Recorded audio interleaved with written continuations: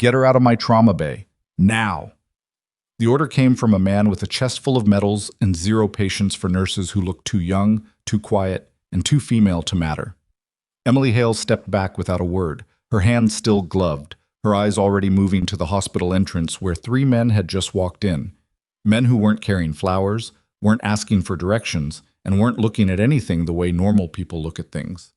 Nobody noticed her watching. Nobody noticed the weapons either. That was the last moment of quiet Callaway General would ever have. Before this story pulls you under, and it will, hit subscribe right now. Every week, this channel drops stories that will keep you up at night. Stories about ordinary people pushed to their absolute limit, and what happens when the wrong person finally gets pushed too far. Like this video if you're already hooked, and drop a comment telling me your city and your country. I want to see exactly how far this story travels. People watching from Lagos, from Hanoi, from Sao Paulo, from a midnight kitchen in Ohio. I see you, and I want more of you here. Now, let's go. The morning Emily Hale got escorted out of Callaway General's trauma bay had started the same way every morning did, with her arriving 20 minutes early, checking the supply inventory without being asked, and noticing that the crash cart near Trauma 2 had a defibrillator pad that hadn't been replaced after the last code. She'd flagged it in the system, taped a handwritten note to the cart handle, and then clocked in at exactly 6:58 a.m. That was a Tuesday in late November in Denton Falls, Montana, a mid-sized city pressed flat against the eastern slope of the Rockies, where the wind came off the mountains like something personal. Callaway General was the region's only Level 2 trauma center, pulling patients from 3 counties and 2 neighboring reservations. The ER ran lean, the staff ran tired, and Emily Hale had been there 9 months, long enough to know where every piece of equipment lived, but apparently not long enough to be taken seriously. She was 26. She had a face people read as younger than that. She was white. With brown hair she kept in a low bun during shifts because anything loose became a liability in a working trauma bay. She didn't wear nail polish. She didn't wear a lot of jewelry. She wore her badge clipped at the pocket, and she walked the hallways with the kind of quiet efficiency that either read as calm or read as nothing, depending on who was looking. Most people weren't looking. Dr. Garrett Solis was the senior trauma attending who'd been running this bay for 11 years, and in those 11 years he had developed strong opinions about almost everything. Which residents were worth his time, which nursing staff understood the hierarchy of a resuscitation, and which young nurses needed to be reminded that enthusiasm was not the same as competence. He wasn't cruel about it. He was efficient about it, which sometimes felt worse. Emily had been on the receiving end of his efficiency 4 times in 9 months. The 5th time was the one that mattered. A medevac touched down on the rooftop pad at 8:14 a.m. carrying a man whose injuries had been coded as blast trauma, multiple penetrating wounds, hemodynamic instability by the flight medics. The moment the gurney came through the bay doors, Emily was already at the supply wall, pulling a chest tube kit and 2 units of O-negative from the mini-fridge. She'd heard the radio call. She'd done the math. By the time the patient arrived, she had positioned herself at the foot of the gurney, already reading his color, his breathing, the way his left hand wasn't moving the way the right was. "I need everyone who belongs here and here," Solis announced, snapping gloves on. "And everyone who doesn't, out." He looked directly at Emily when he said it.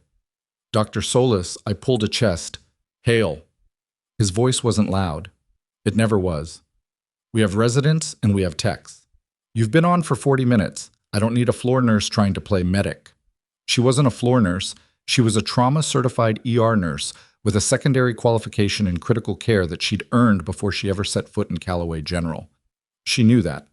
Solis didn't particularly care. "Get her out of my trauma bay," he said to no one in particular, and a second-year resident named Marcus Webb physically moved into Emily's space, not pushing, just occupying, the polite human version of a closed door. She set the chest tube kit on the tray beside the gurney. She didn't slam it. She walked out. The trauma bay doors swung shut behind her, and she stood in the main corridor for exactly 4 seconds, long enough to pull the gloves off, knot them, and drop them in the biohazard bin mounted to the wall. Then she turned left instead of right. The ER waiting area was about 40 feet from the trauma bay entrance. Standard hospital waiting room. Rows of attached plastic chairs in a color that had probably been called warm gray in the catalog, A TV mounted too high on the wall, a vending machine with a Pepsi logo, and the particular quality of stillness that settles over a place full of people who are scared but trying not to show it. Emily walked through it toward the main entrance, technically headed to the break room, technically giving herself the 90 seconds of walking it took to not say something she'd regret. This was her system. It wasn't a perfect system, but it was hers. That was when she saw the three men. They'd come in through the main entrance, which opened into the waiting room from the parking structure. Two of them were moving through the space at slightly different angles. Not the spread you'd see from a family arriving together, but a pattern, a sweep. The third stayed near the entrance. He had his phone out, but he wasn't looking at the screen. Emily stopped. This was the thing about her brain. She had never fully been able to explain it to anyone, and she had stopped trying years ago. Her visual processing had always worked differently than most people's. She clocked exits and threat angles and the weight distribution of strangers, the way other people clock faces. It wasn't special. It was trained. And it had been trained so thoroughly and for so long that it had become reflexive, the same way a musician can hear a half step off pitch without thinking about it. These three men were not here for patient reasons. Their clothes were right, casual, unremarkable. But their shoes were wrong. Two of them were wearing boots with a profile she recognized, a flat, aggressive sole, reinforced ankle support, the kind you wear when you might need to move fast on uneven terrain. The third had his jacket too loose across one side for the temperature, which inside a heated hospital building in November meant something was under it. And they weren't looking at the reception desk. When you arrive at a hospital, even if you know where you're going, even if you've been there before, you glance at the desk. It's involuntary. The desk is the authority point of the room. These three men hadn't looked at it once. Emily stood in the corridor entrance for roughly 6 seconds, watching them move. She pulled out her badge lanyard and turned it over in her hand. Then she walked to the nurse's station at the ER intake desk and said quietly to the admin tech sitting there, "Diane, I need you to call security and ask them to send someone to the main waiting area. Tell them it's a non-urgent wellness check, a visitor acting disoriented." Diane looked up. "Is someone acting? Please just make the call." Diane reached for the phone. Emily walked back toward the trauma bay corridor, moving steadily, not running. Running creates noise and panic and information, and she had no interest in giving those three men any of that. She reached the trauma bay doors and pushed through without knocking.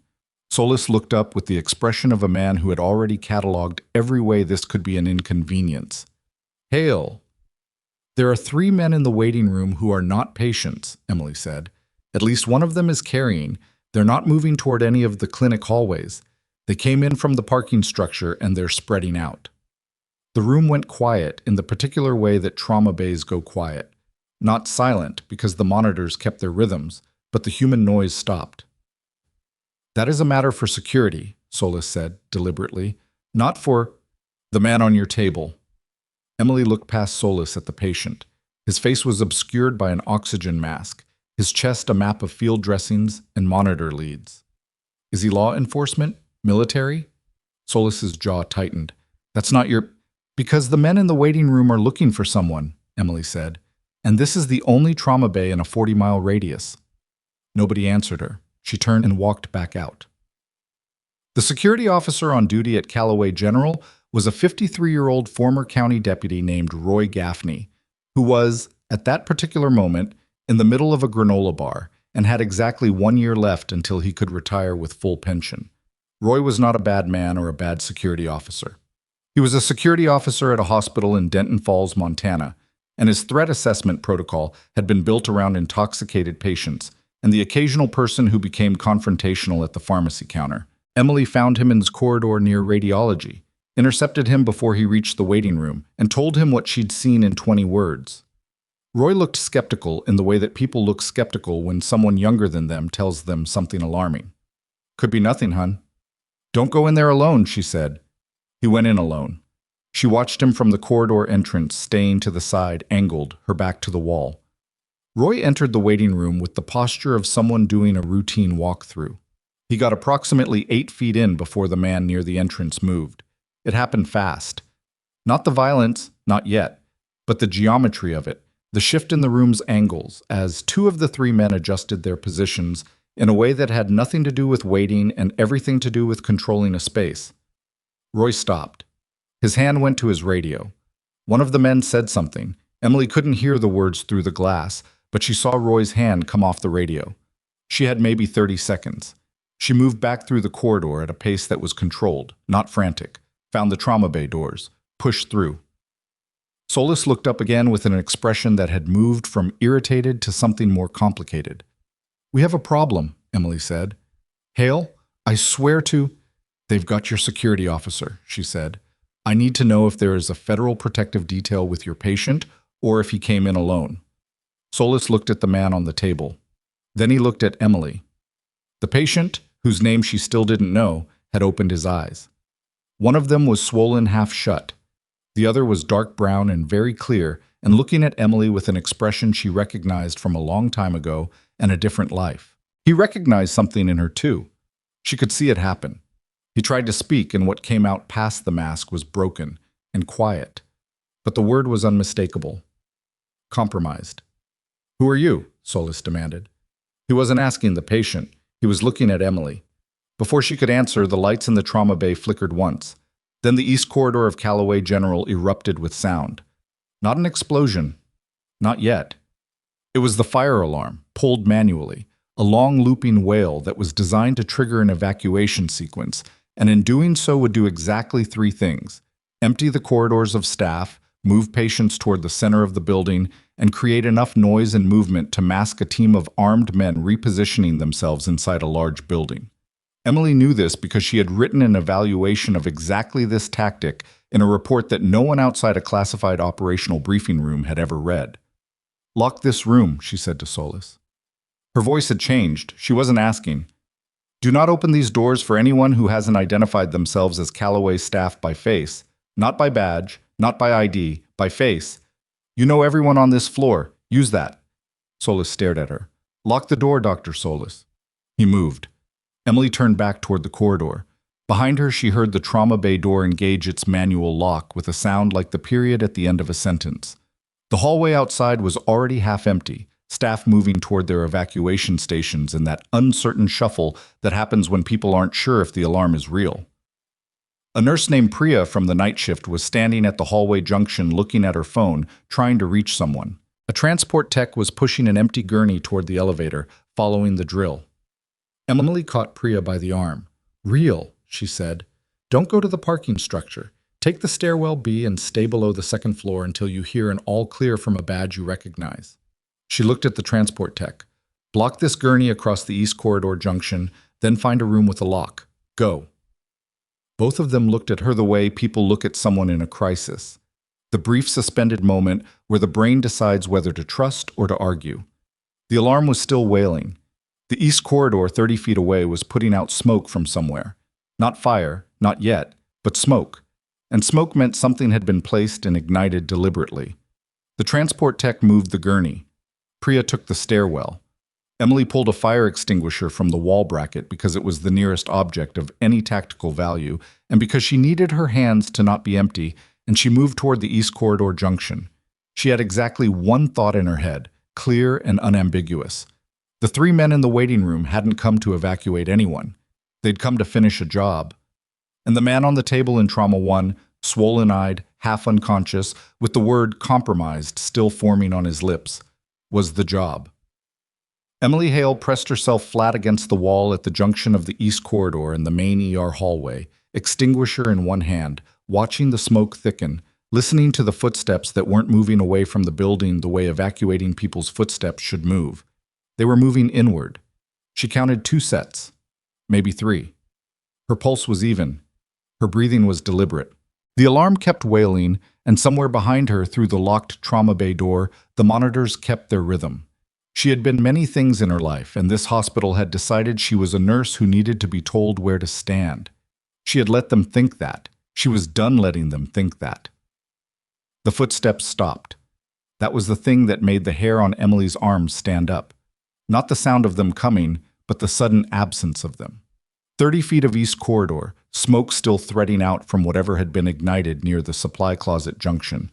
The fire alarm doing its mechanical screaming overhead, and then nothing. No boots on linoleum. No rustle of gear, just the alarm and the monitors behind the locked door and the particular silence of people who have stopped moving because they are listening. Emily didn't move either. She was pressed flat against the wall at the junction, extinguisher at her side, angled so that her silhouette didn't break the corner line. This was the part that people who hadn't been trained always got wrong. They thought stillness meant safety, that if you weren't moving, you weren't a target. But stillness was only useful if it was positioned correctly, and she had positioned herself correctly by instinct, the way you eventually stop thinking about where your foot lands when you've walked the same trail long enough. 10 seconds. 15. She heard breathing. Not hers. Someone on the east corridor side of the junction, close enough that the smoke between them was thin. She moved first, not around the corner, through it, low, dropping her center of gravity as she cleared the junction wall and came up with the extinguisher already discharging, a hard blast of CO2 aimed at face height, white cloud expanding fast in the corridor. She didn't see the man so much as she registered him, tall, dark jacket, one arm coming up, and she was already inside that arm's reach, extinguisher used as a blocking tool rather than a weapon, her right elbow driving into the junction of his jaw and neck with the kind of mechanical efficiency that didn't require force so much as precision. He went down. Not clean. He caught the wall on the way and made noise, too much noise, and Emily was already moving backward, pulling the man's weapon from where it had landed. A compact submachine gun with a suppressor fitted, which told her two things. Whoever sent these men expected to be in close quarters, and they'd expected to be quiet about it. She cleared the chamber by feel. Full magazine. She slung it and moved. The smoke was thinning as the building's ventilation system worked against whatever had been burning, and the fire alarm cut off mid-wail. Someone had either pulled the reset or the system had cycled. The sudden silence hit like a physical thing. In that silence, she heard voices from the direction of the main waiting room. Roy Gaffney's voice, strained, trying to hold steady. "Look, I don't want any trouble. I just need you to put that down." Then another voice, flat and accented slightly northeast, not local. "Sit down, old man." Emily was moving before the second sentence finished. She took the service corridor parallel to the waiting room, a narrow passage used for laundry carts and equipment transfers, badly lit, smelling of industrial cleaner, and something chemical from the smoke. The corridor had a door that opened behind the reception desk, a door that most of the staff used as a shortcut, and that would be completely invisible to anyone standing in the waiting area who hadn't worked here. She'd used it 6 times in 9 months. She knew exactly where the hinges were, how far it opened before it started to make noise, and that you had to lift the handle slightly as you pushed, or the latch dragged. She lifted the handle, pushed, came through behind the reception desk in a crouch. From that angle, she could see the waiting room clearly. Roy was in a chair near the vending machine, hands up, faced the particular shade of gray that happens when an older man's adrenaline system gets activated and his blood pressure can't keep up. The man standing over him was the one who'd stayed near the entrance. 30s, jacket still too loose, now with the reason for the loose jacket visible in his right hand. A pistol. Suppressed. The other two were not in the waiting room, which meant they were somewhere in the building and she only knew where one of them was, the one currently not moving on the east corridor floor. The man with the gun had his back mostly to her, watching Roy, watching the corridor entrance on the far side of the room. He was doing the math on the alarm going silent and the absence of his colleague, and he hadn't finished the math yet, but he would. Emily stood up from behind the desk. "He needs to sit down," she said. "His blood pressure is through the roof, and you're not helping." The man spun. She had the submachine gun leveled before he completed the turn. For a long moment, the room held itself absolutely still. Roy was staring at her with an expression she couldn't fully read. Part gratitude, part something that looked like he was reconsidering everything he thought he knew about her. The man with the pistol was doing his own calculation, the one where you figure out whether the person pointing a weapon at you actually knows how to use it, or whether it's a bluff. Emily kept her posture flat. No drama, no trembling, just the weapon and her eyes. "Set it on the floor," she said. "You have no idea what you're doing," the man said. "I know you came here to kill a patient. I know one of your team is down in the east corridor. I know you've got at least one more somewhere in this building, and I know that the moment you decide to test me, the next thing that happens involves me and not you." She kept her voice level. Set it on the floor. He set it on the floor. Roy, she said, without moving her eyes, I need you to pick that up and take it to the trauma bay doors. Knock 4 times. They'll hear you. Roy moved, slower than she'd like, knees not cooperating, and he bent and picked up the pistol with the careful handling of a man who knew guns but was hoping not to use one, and he made his way toward the corridor. Emily zip-tied the man's wrists with cable ties from the supply pouch on her hip, the kind ER staff used to bundle equipment lines, thin but strong, and looped him to the leg of the reception desk, which was bolted to the floor. It wasn't a holding cell. It would work for now.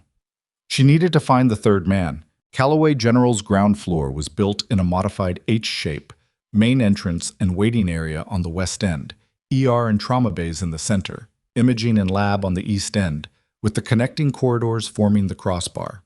The upper floors were surgical suites and recovery wards and administration. A person who wanted to move through this building without being visible had 3 real options: the service corridors, the stairwells, or the ceiling utility access panels that maintenance used for HVAC work. Emily moved into the center corridor at a pace that was fast but controlled, scanning as she went. The staff who hadn't evacuated were behind closed doors. She could hear them, the muffled sounds of people trying to be quiet. And she was grateful for that, grateful that the fire alarm protocol had worked at least that much. The corridor was empty. Fluorescent lights, scuffed linoleum, the smell of antiseptic and coffee, and the faint chemical note that lingered from the smoke. She checked the stairwell B door first. It was supposed to be locked from the outside. The handle moved when she pushed it. She went in low. The stairwell was concrete and angles, and the sounds she heard were above her. Second floor, maybe, a single set of footsteps moving toward the surgical suite corridor. The surgical suites were on 2, which meant recovery rooms were on 2, which meant anyone from the ER who'd been moved upstairs for a procedure was on 2. She went up. The second floor corridor was different from the ER. Quieter light, narrower, the walls closer together. There were 4 recovery room bays off the main hall and the surgical suites at the far end. She came through the stairwell door and immediately flattened against the wall because there was movement at the far end of the corridor. A shadow, someone moving toward the surgical suites, and the surgical suites had people in them. She moved fast. The third man was younger than the other 2. She could see that as she closed the distance, late 20s, moving with competence but less patience than the others, the kind of person who'd been trained but was still burning too hot. He had his weapon up as he approached the surgical suite doors, and he hadn't heard her yet because she'd taken her shoes off on the second floor landing and was moving in socked feet on linoleum. She hit him from behind. Not a clean takedown. He was bigger than her and got a shoulder into the wall before she got control, and the noise was wrong, too loud, and his weapon discharged once into the ceiling tile before she got her arm around his and leveraged it in the direction it wasn't meant to go. He yelled. The weapon dropped. She had both his arms pinned and her knee in his back, and she was breathing hard for the first time, actually winded, because this one had fought back with his whole body, and she was 138 pounds. And she'd done this on muscle memory and anger, and the knowledge that behind the doors at the end of this corridor were unconscious people who could not defend themselves. "Stop moving," she said into the back of his head. She meant it. He stopped moving. She used the last of her cable ties. Then she sat back against the wall for 11 seconds, breathing, and let herself feel the shake in her hands before she stood up and made it stop. The surgical suite doors opened. A terrified surgical tech named Obi Farrell appeared in scrubs, eyes enormous, a retractor still in his hand because he hadn't known what else to grab.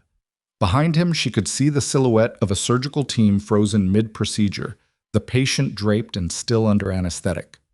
"He's secured," Emily said. "Keep the doors locked. Don't let anyone in who isn't Callaway staff until the building is declared clear." Obi stared at her, then at the man on the floor, then back at her. "You're the ER nurse," he said, "the new one." "Old enough," she said, and turned back toward the stairwell. She was halfway back to the first floor when her radio, Roy's radio, which she'd taken from him before sending him to the trauma bay, crackled to life. The voice on it was not hospital dispatch. It was male, calm, and clearly accustomed to being listened to. "This is Commander Emily Hale, Defense Intelligence. We have a team incoming to Callaway General in 4 minutes. All persons in the building, do not engage. Repeat, stand down. We are handling the situation." Emily stopped on the landing. She pressed the transmit button. How many hostiles are you expecting? A pause. Not long, but there. Who is this? I'm the nurse who already handled 2 of your situation, she said. How many? Another pause. She heard background noise on his end. Rotors, the tight frequency of tactical communication. 3-person team. Possible 4th is Overwatch. Where are you? Stairwell B, between 1 and 2. 2 are secured. 1 is down in East Corridor. Check his breathing. He hit the wall. She pressed the button again before he could respond. Your patient is in Trauma 1, locked down. Dr. Solis has the room. Your patient's words were compromised. I assume your comms channel is not clean. The pause this time was longer. Copy that, Commander Hale said, and there was something in his voice that she didn't have time to analyze. Do not move. We will come to you. She pressed transmit one more time. I'm not going to stand in a stairwell. She released the button and kept moving. Walked. The main floor was wrong when she came back through the stairwell door. Not wrong in an obvious way. She felt it before she saw it. That particular change in atmospheric pressure that happens when a space that was empty has stopped being empty. She stopped at the door and held it barely cracked, looking through the gap. The East Corridor junction. A figure she hadn't accounted for, positioned at an angle that suggested recent arrival and careful placement. He was watching the trauma bay doors. The 4th. Overwatch. He was good. He was standing where the corridor bent, which gave him sight lines in 2 directions, and put solid wall at his back. He had a different weapon than the others. Longer barrel, optics, the kind of configuration that said he was there for a specific target and he'd come prepared to be patient about it. Emily did a very fast inventory of what she had. 1 submachine gun with a magazine she hadn't counted, 1 radio, socked feet, a trauma bay 40 feet away with a locked door, a critically wounded patient, and a doctor who hadn't slept in 30 hours. She needed to keep this man's attention away from that door. She backed up 2 steps on the stairwell landing and let the door close, and then she hit the transmit button again.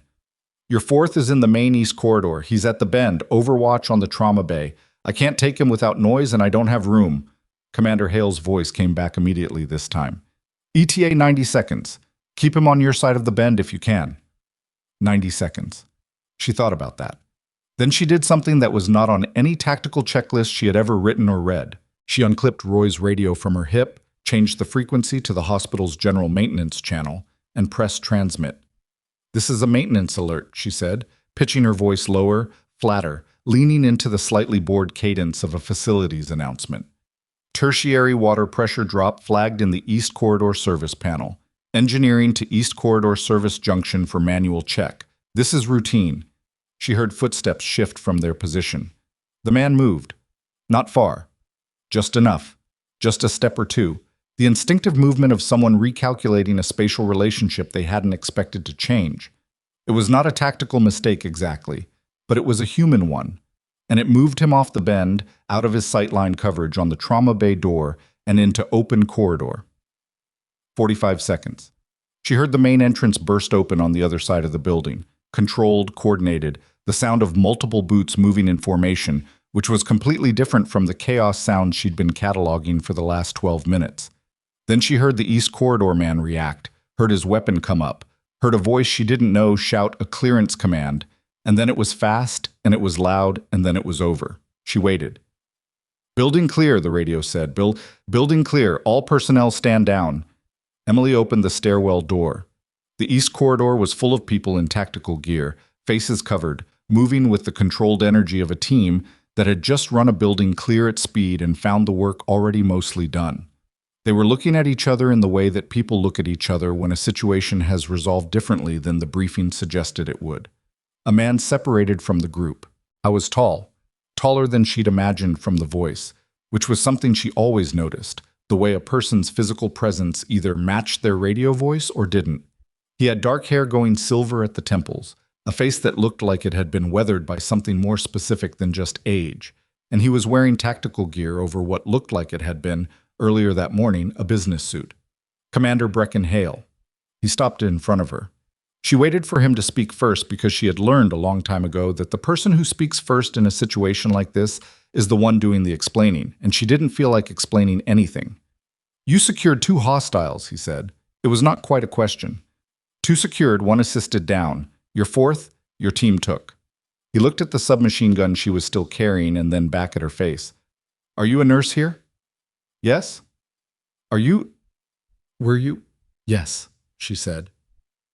He looked at her for a long moment in the particular way of someone doing very fast arithmetic on a very unexpected equation. His eyes moved across her face with the recognition she'd first seen on the face of the patient in Trauma 1, the same shape of it, but from a different angle. You need to come with me, he said.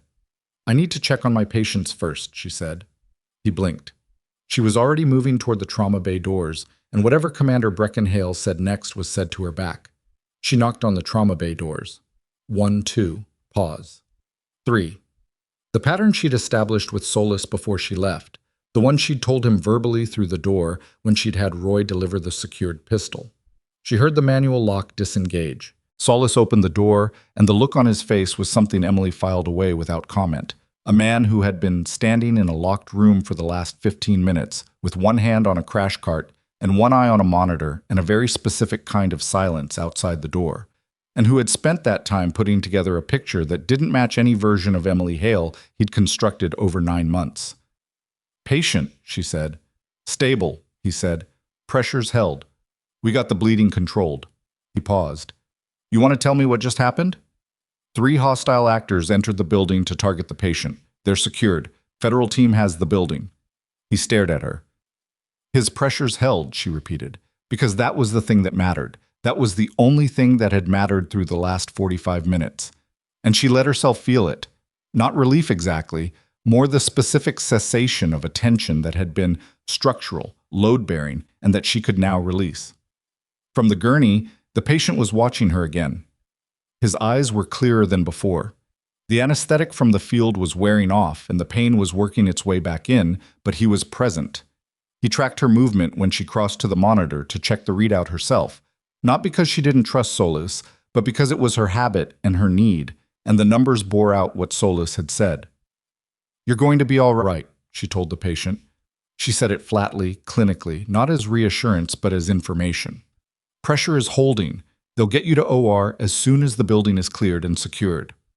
Who are you? The man said. His voice was rough from the oxygen mask, the words costing him something. Emily Hale, she said. I'm the nurse on duty. He looked at her with those clear dark eyes and he said, That's not all you are. She didn't answer that. Commander Hale appeared in the trauma bay doorway. He looked at the patient. Something moved across his face, something she read as relief, and something else, something more complex. And then he looked at Emily. I need to ask you some questions, he said. I know, she said. In private. After I document the medication administration for the last 40 minutes, she said. Because if I don't chart it now, it doesn't get charted, and then it becomes a regulatory issue, and I've already had enough problems today. She looked at Solis. Do you need me here? Solis opened his mouth, closed it, said, No? She picked up the nearest chart tablet and started entering data.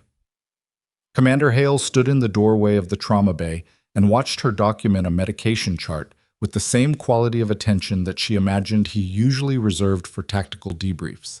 And she let him look because she was done performing smallness for an audience that had already seen through it.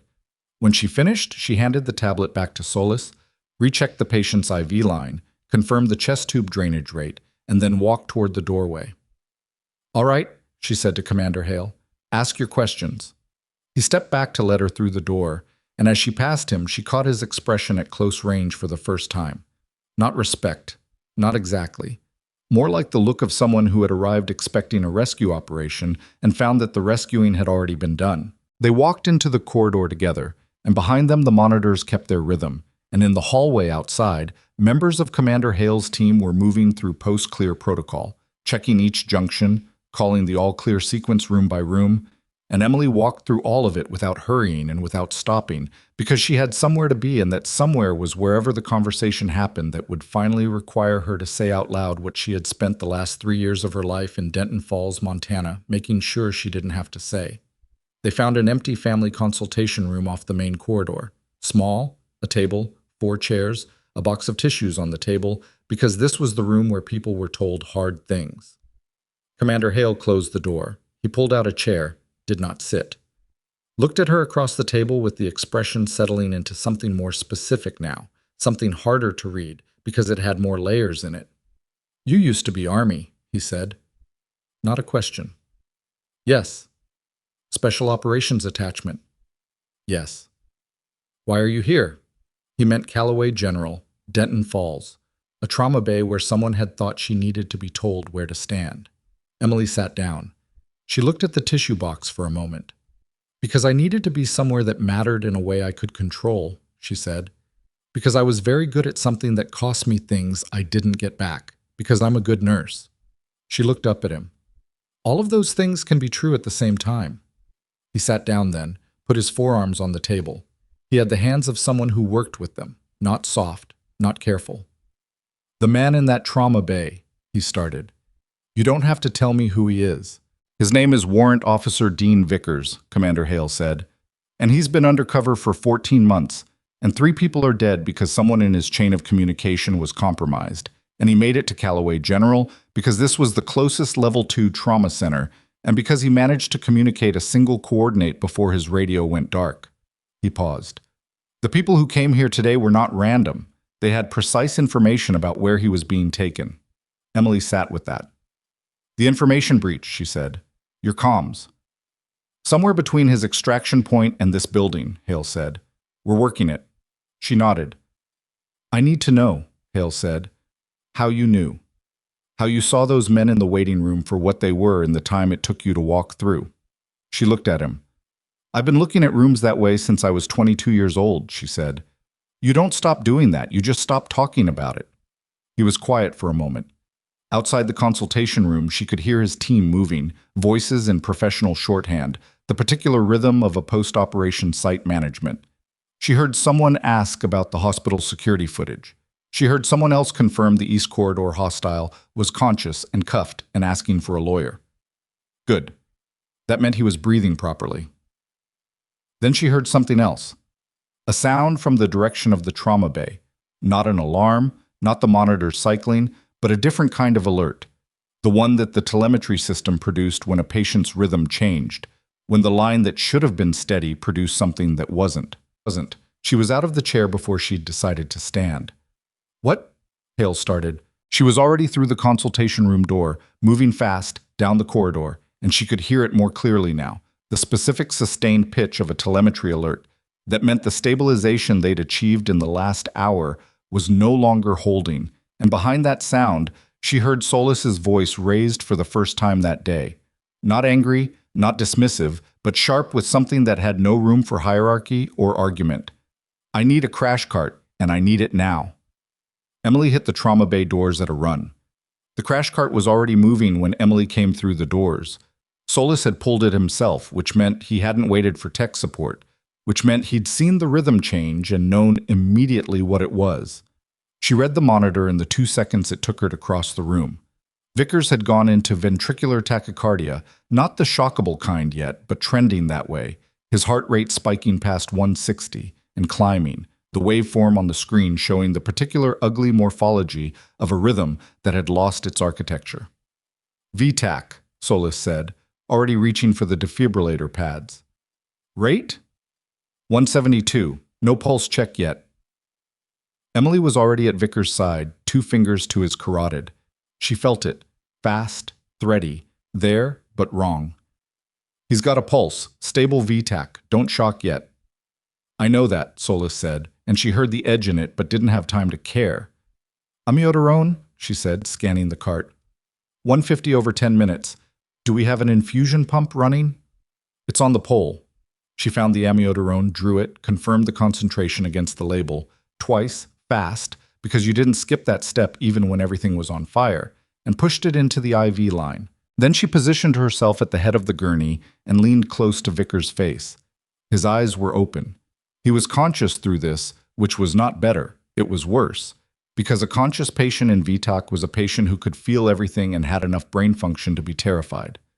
"Vickers," she said, "look at me, right here." His eyes found her. They were not calm, but they were focused. "Your heart is doing something it shouldn't. We're giving you medication to correct it. I need you to breathe slow, in through your nose, out through your mouth. You control the breathing, we control everything else. Do you understand? A small nod, barely. In through your nose, he breathed. The monitor showed the rate at 168. Out through your mouth, 164.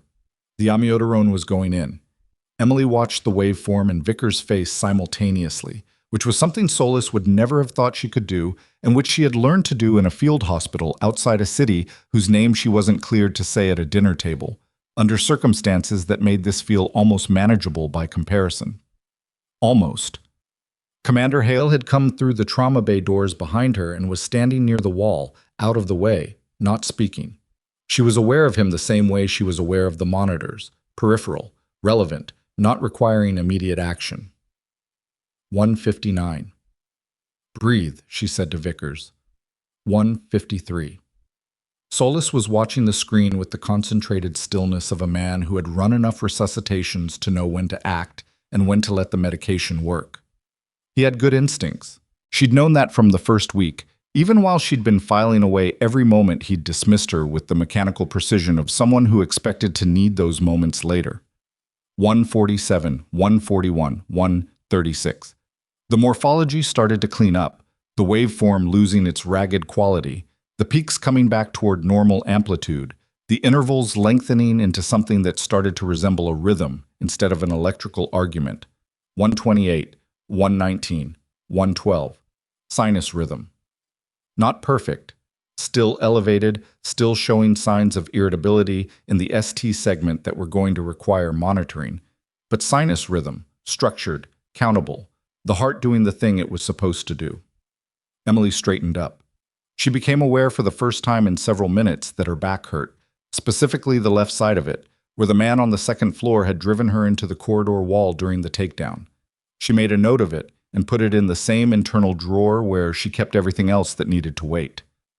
Good, Solis said, and it was a quiet word, directed at no one in particular, the kind of word a person says when they've been holding something and get to put it down. Vickers was looking at the ceiling. His breathing had evened out.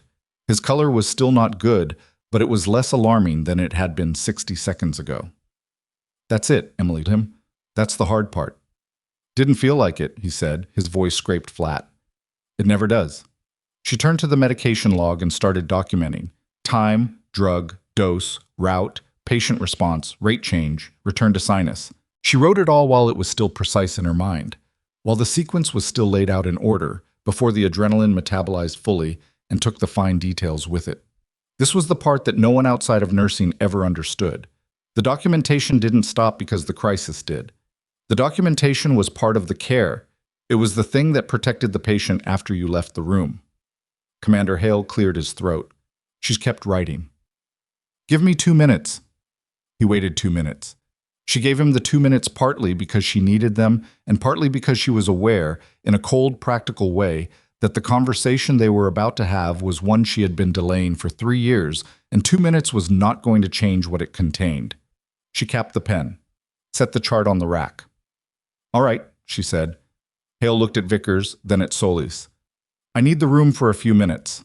Solis looked at Emily with an expression that had about 6 different questions packed into it. She gave him a small nod that meant nothing except that she was aware of the situation, and he took his tablet and moved to the corridor, pulling the door to behind him without latching it. She heard him stop just outside, which meant he was not going far, which was either protectiveness or curiosity, and she didn't have time to determine which.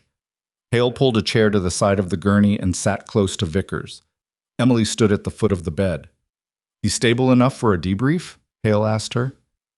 Keep it short and don't raise his heart rate, she said. Hale nodded, looked at Vickers. Who burned you? Vickers' jaw worked for a moment. I don't know a name. I know it came from inside the logistics chain, not the field team. Someone who had access to the medevac routing. That's a short list. Yeah. 4 names on that list, Hale said. I've been running them since we lost your signal. 3 of them I can account for. Where they were, what they had access to, what they didn't. The 4th. He stopped. Vickers turned his head to look at Hale directly. Say it. Major Diane Farrow, Hale said.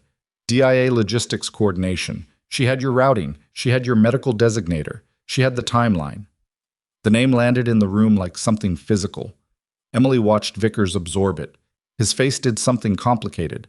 Not surprise, not exactly, more like the specific expression of confirmation arriving at a cost.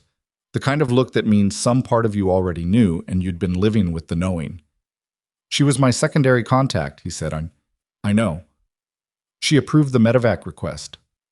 I know that too. A silence. Emily said, if she's in the logistics chain and she approved the routing, she also received the all-secure confirmation when the medevac touched down. Both men looked at her. Which means she knows he survived the transit, she said. Which means she knows the men she sent here failed. Which means if she has any operational capacity remaining, she's already adjusting. Hale's expression shifted into something harder. He reached for his radio. Don't use that channel, Emily said. He stopped. She looked at him steadily. You said the comms were compromised between his extraction point and this building. You don't know the extent of it.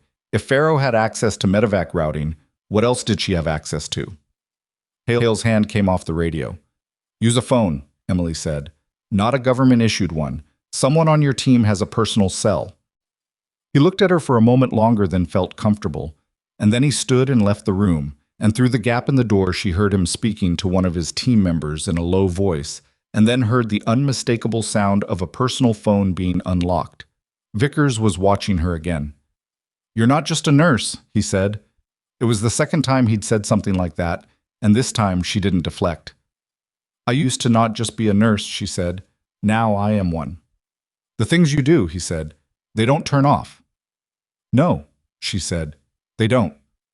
She checked his IV site, confirmed the amiodarone infusion was still running correctly, and adjusted the monitoring lead that had shifted slightly during the VTACH episode.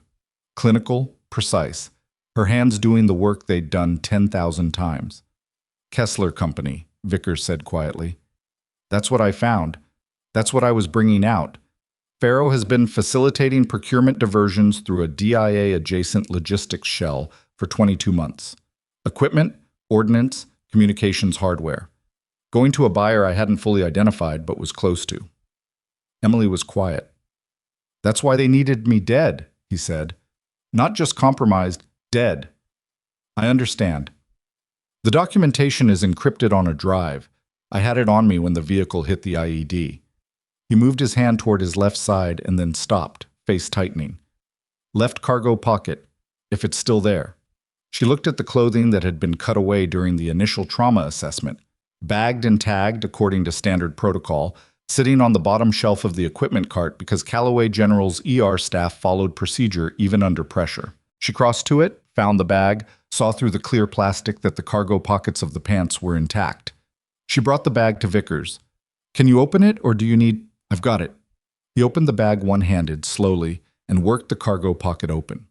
His face was doing the thing that faces do when pain is being actively managed through will rather than medication, which was not sustainable, but she let him do it because this mattered to him in a way that transcended the pain, and she understood that logic entirely.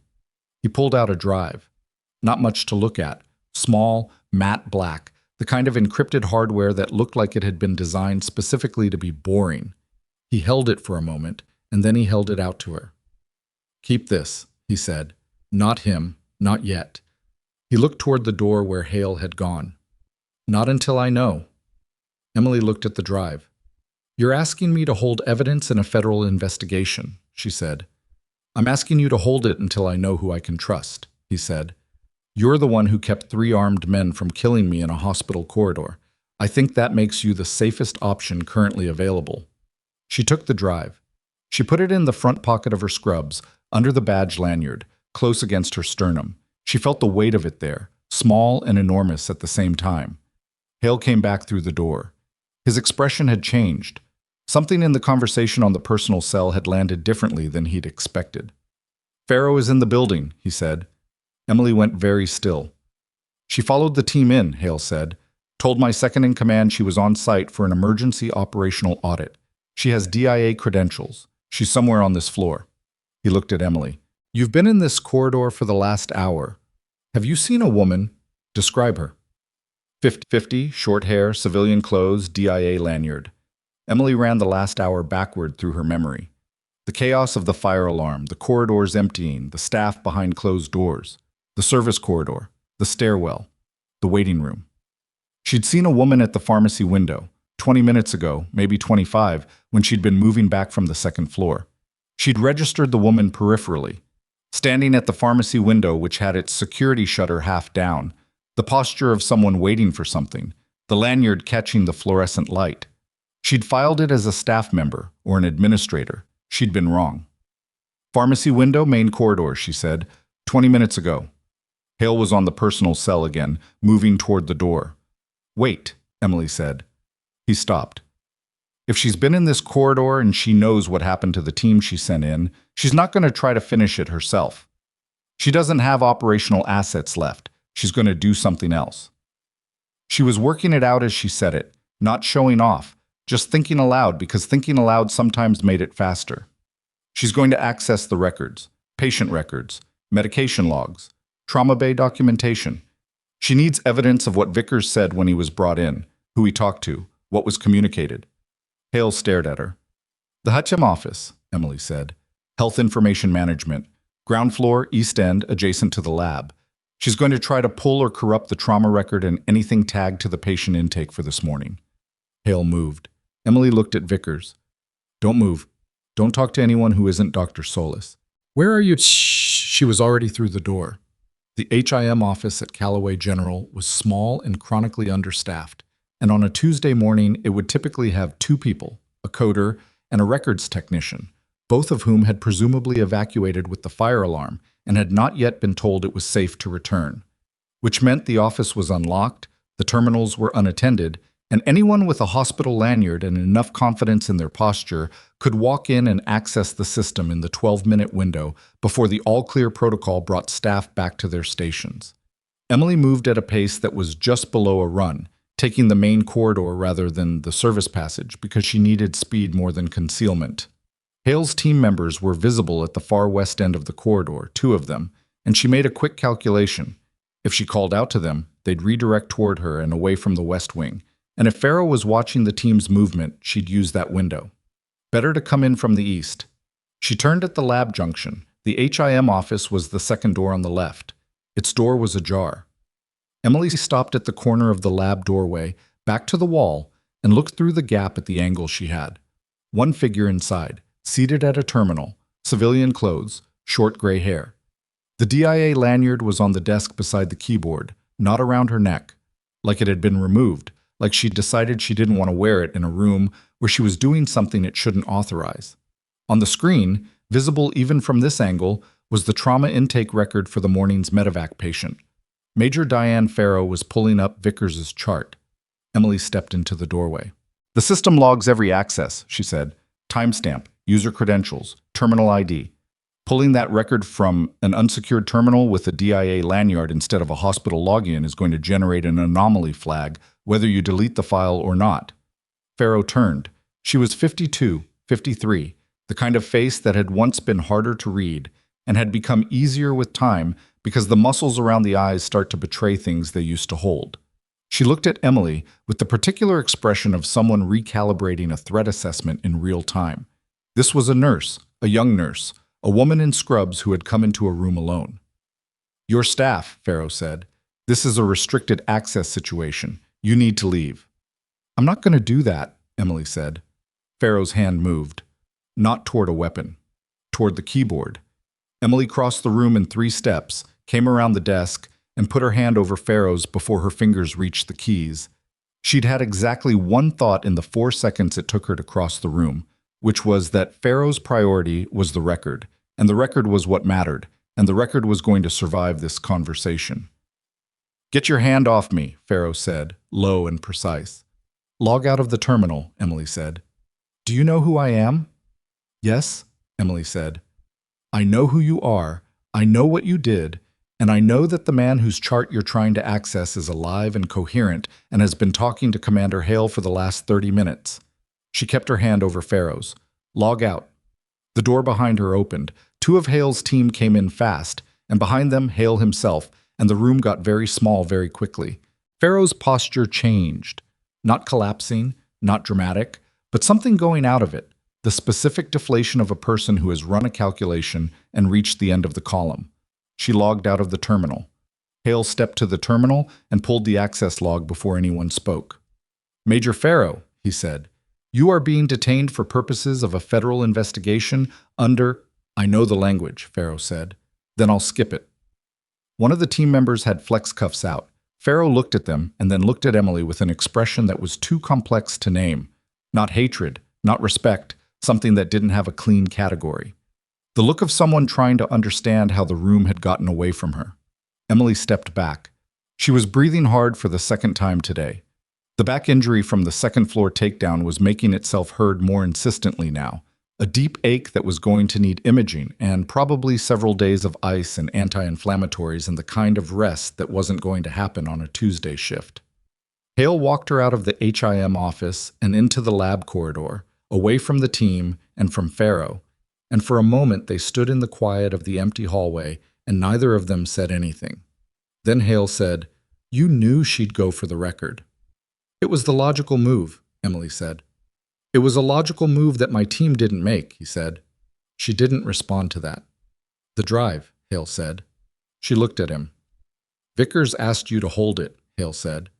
"I'm not going to pretend I don't know he would have done that.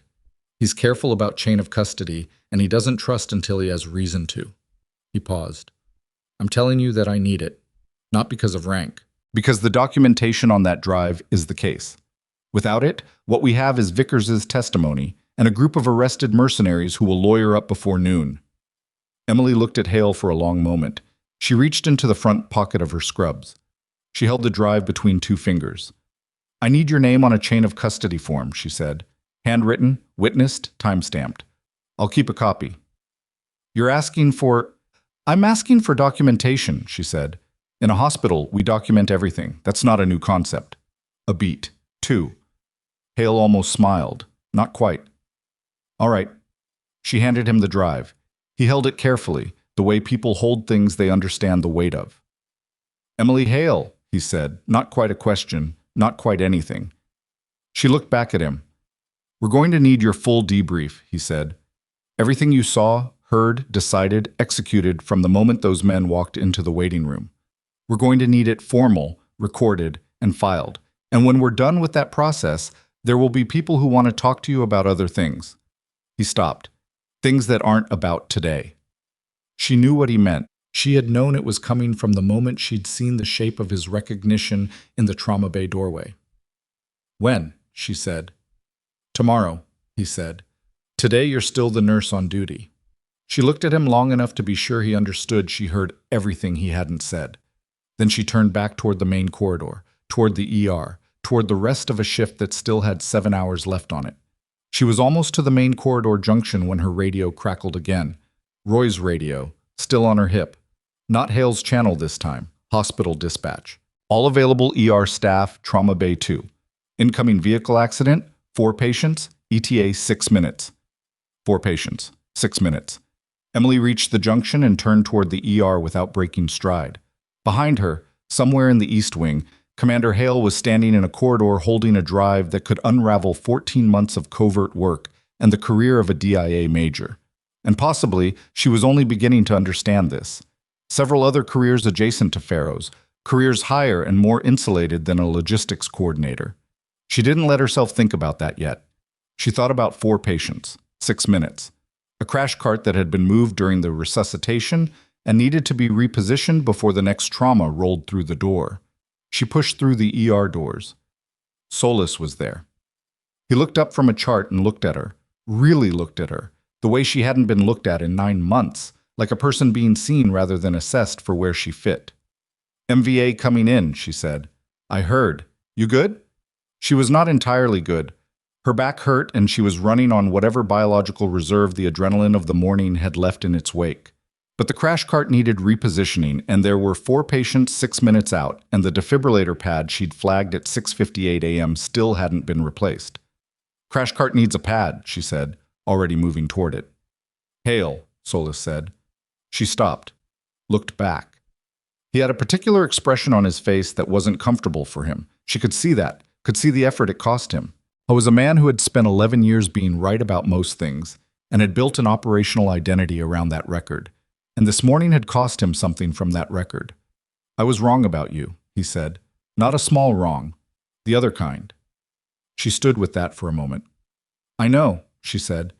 Then she turned back to the crash cart, pulled the pad from the packaging she'd set aside that morning at 6:58, and seated it correctly in the bracket. She heard the radio crackle. ETA 5 minutes. She heard Solis behind her, organizing, calling the desk for the incoming patient count, his voice carrying the specific authority of someone running a resuscitation suite that was about to be very busy. She heard all of it, and she moved through it with the particular economy of someone who had stopped wasting effort on being overlooked because being overlooked had stopped being something she could afford. The ambulance bay doors were visible from where she stood.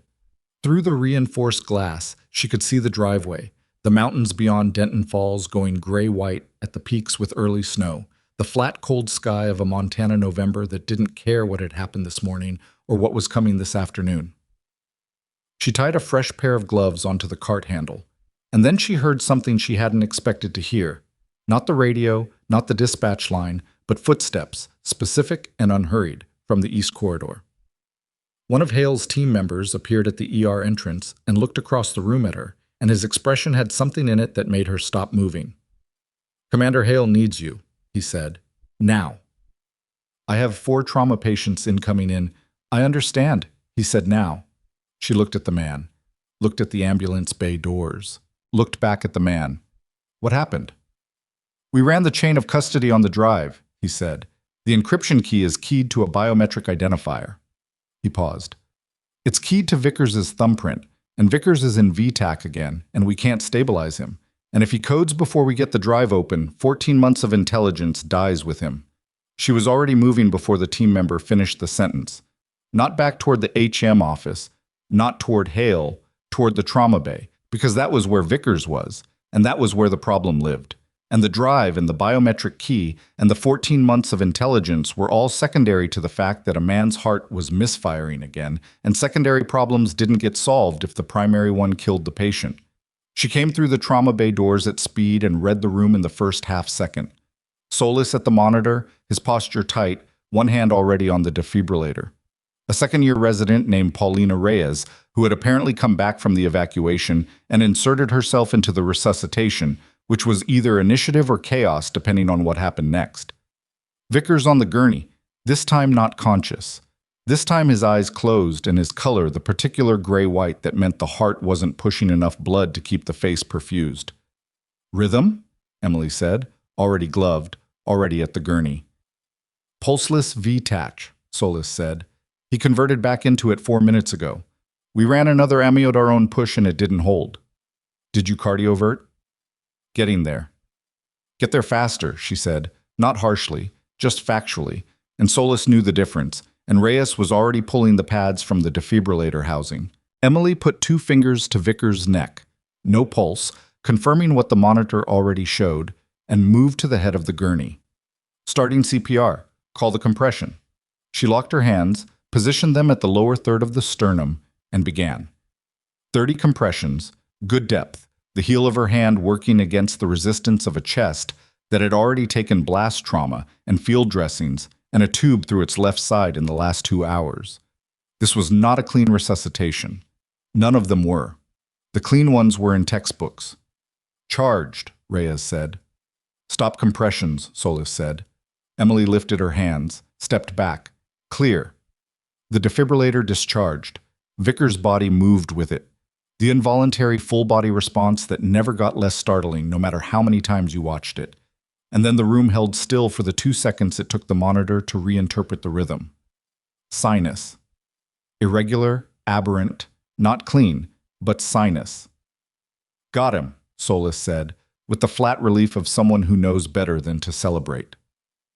Emily was back at the gurney before he finished the sentence, checking pulse, present, thready, better than nothing, and scanning the monitor waveform for what the rhythm was telling her.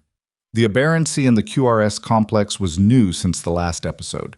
She looked at the ST segments, looked at the T-wave inversions that hadn't been there before, and looked at Solis. "He's showing signs of demand ischemia," she said. "The repeated arrhythmia episodes are stressing the myocardium. He needs cardiology in here, and he needs it now, not when the building finishes clearing. Cardiology is on the second floor, Solis said. Then someone needs to go get them, she said. Reyes, Solis said. Reyes was already moving.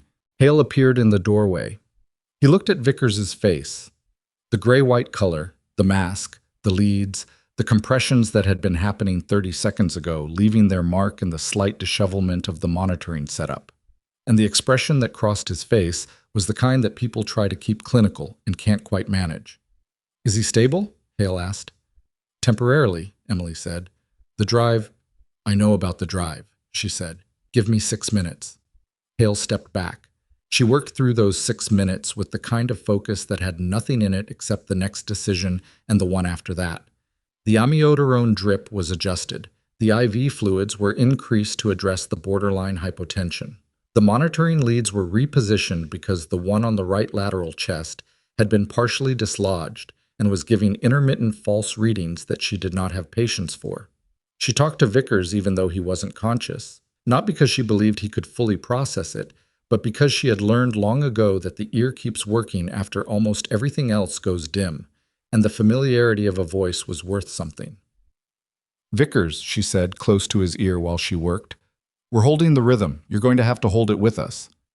At the 4-minute mark, a cardiologist named Dr. Yusuf Ibarra came through the door at a pace that suggested Reyes had been very direct in the stairwell. He was mid-50s, brisk, carrying the air of a man pulled away from something he considered important and recalibrating rapidly.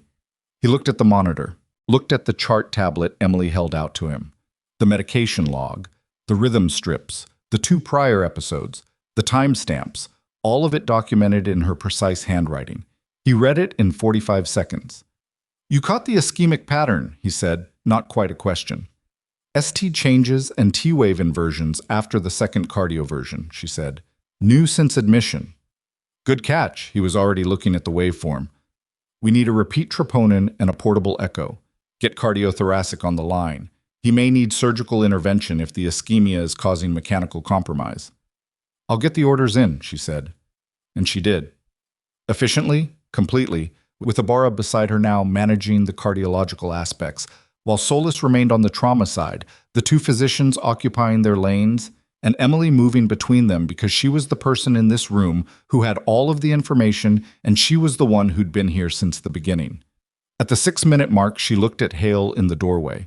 She crossed to him. The drive needs his thumbprint, she said, his right thumb. He's unconscious, and I need to tell you right now that this falls into a gray area that I'm not comfortable with medically, using an unconscious patient's biometric. But I understand the operational reality. We need the documentation, Hale said. I know that. I'm not refusing. She held his gaze. I'm telling you that when this is documented, and it will be documented, it needs to reflect that it was done under operational necessity with a senior medical professional present and with the patient's prior verbal identification of the drive's purpose. Do you understand? Yes, Hale said. And I need it on the chain of custody form, same one we started. Emily, I need it on the form, she said. 14 months of intelligence and a federal case survive if the chain of custody is clean. They don't survive if someone argues coercion of an unconscious patient's biometric at trial. Do it right. Hale looked at her for a beat, and she could see the specific quality of someone being confronted with an argument they can't counter because it's correct. He pulled a small notebook from his vest pocket, actual paper, not a tablet, and wrote quickly. She took the notebook, read what he'd written, added 2 lines in her own handwriting, signed it, and handed it back. Then she led him to the gurney.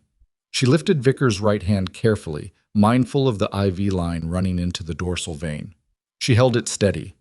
Hale pressed the drive against the pad of Vickers' right thumb, holding it there for the 3 seconds the biometric reader required. A small green light appeared on the drive's surface. Unlocked. Hale exhaled through his nose. Not relief. Something more controlled than relief. The acknowledgement of a door opening. He pocketed the drive and stepped back, and she returned Vickers' hand to the gurney, repositioned it correctly, and checked the IV line for any displacement. That's yours now, she said. Protect it. Hale looked at the man in the gurney, then at her. He trusted you with it, he said. He trusted the situation to make the right choice obvious, she said. That's different. She went back to the monitor. Ibarra was on the phone with cardiothoracic. Solis was reviewing the portable echo images that a tech had just wheeled in. The rhythm on the monitor was holding, irregular, compensated, the heart doing its imperfect best, which Emily understood better than she could articulate. The MVA patients had arrived in the interim. She could hear them in Trauma Bay 2. Voices, equipment, the controlled urgency of a parallel resuscitation happening 40 feet away. And she noted that Callaway General's ER was running 2 major traumas simultaneously on a Tuesday morning while a federal operation completed itself in its corridors, and the hospital was still standing, and its staff were still working, and none of that was an accident.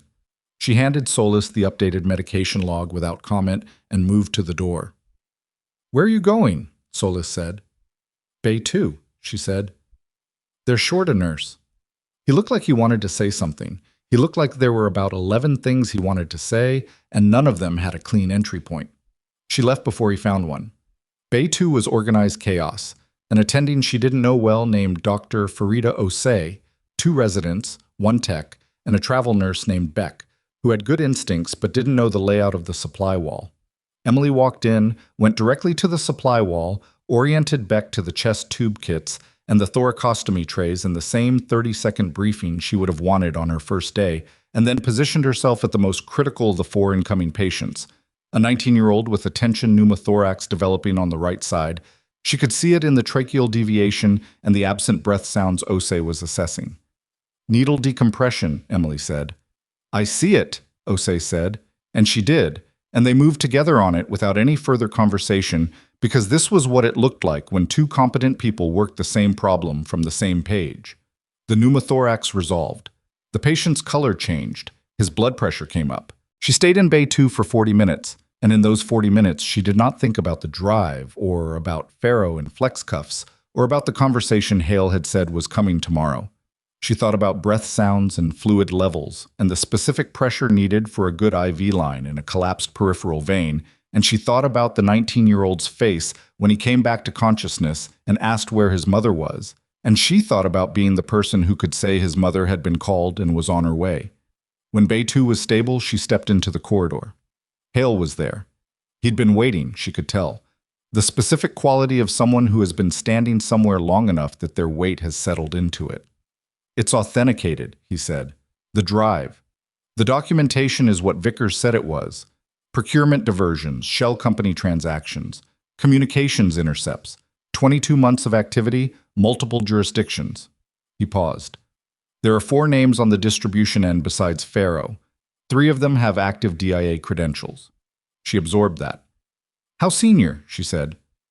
"Senior enough that this is going to require very careful handling," he said. "Senior enough that Pharaoh wasn't working alone and wasn't working from the bottom of anything." "How senior?" she said again, because she wanted a real answer, not a managed one. Hale looked at her. "One of the names on that distribution list is a deputy director." She was quiet for a moment. "Then you need to make sure that drive goes somewhere that a deputy director can't reach," she said. "Inspector General, congressional oversight, external of the agency's own chain." "I know that. I'm telling you anyway," she said, "because knowing it and doing it are different, and I've seen people know the right thing and then not do it because the right thing was politically complicated." Hale held her look. "I'm going to do it." She believed him mostly.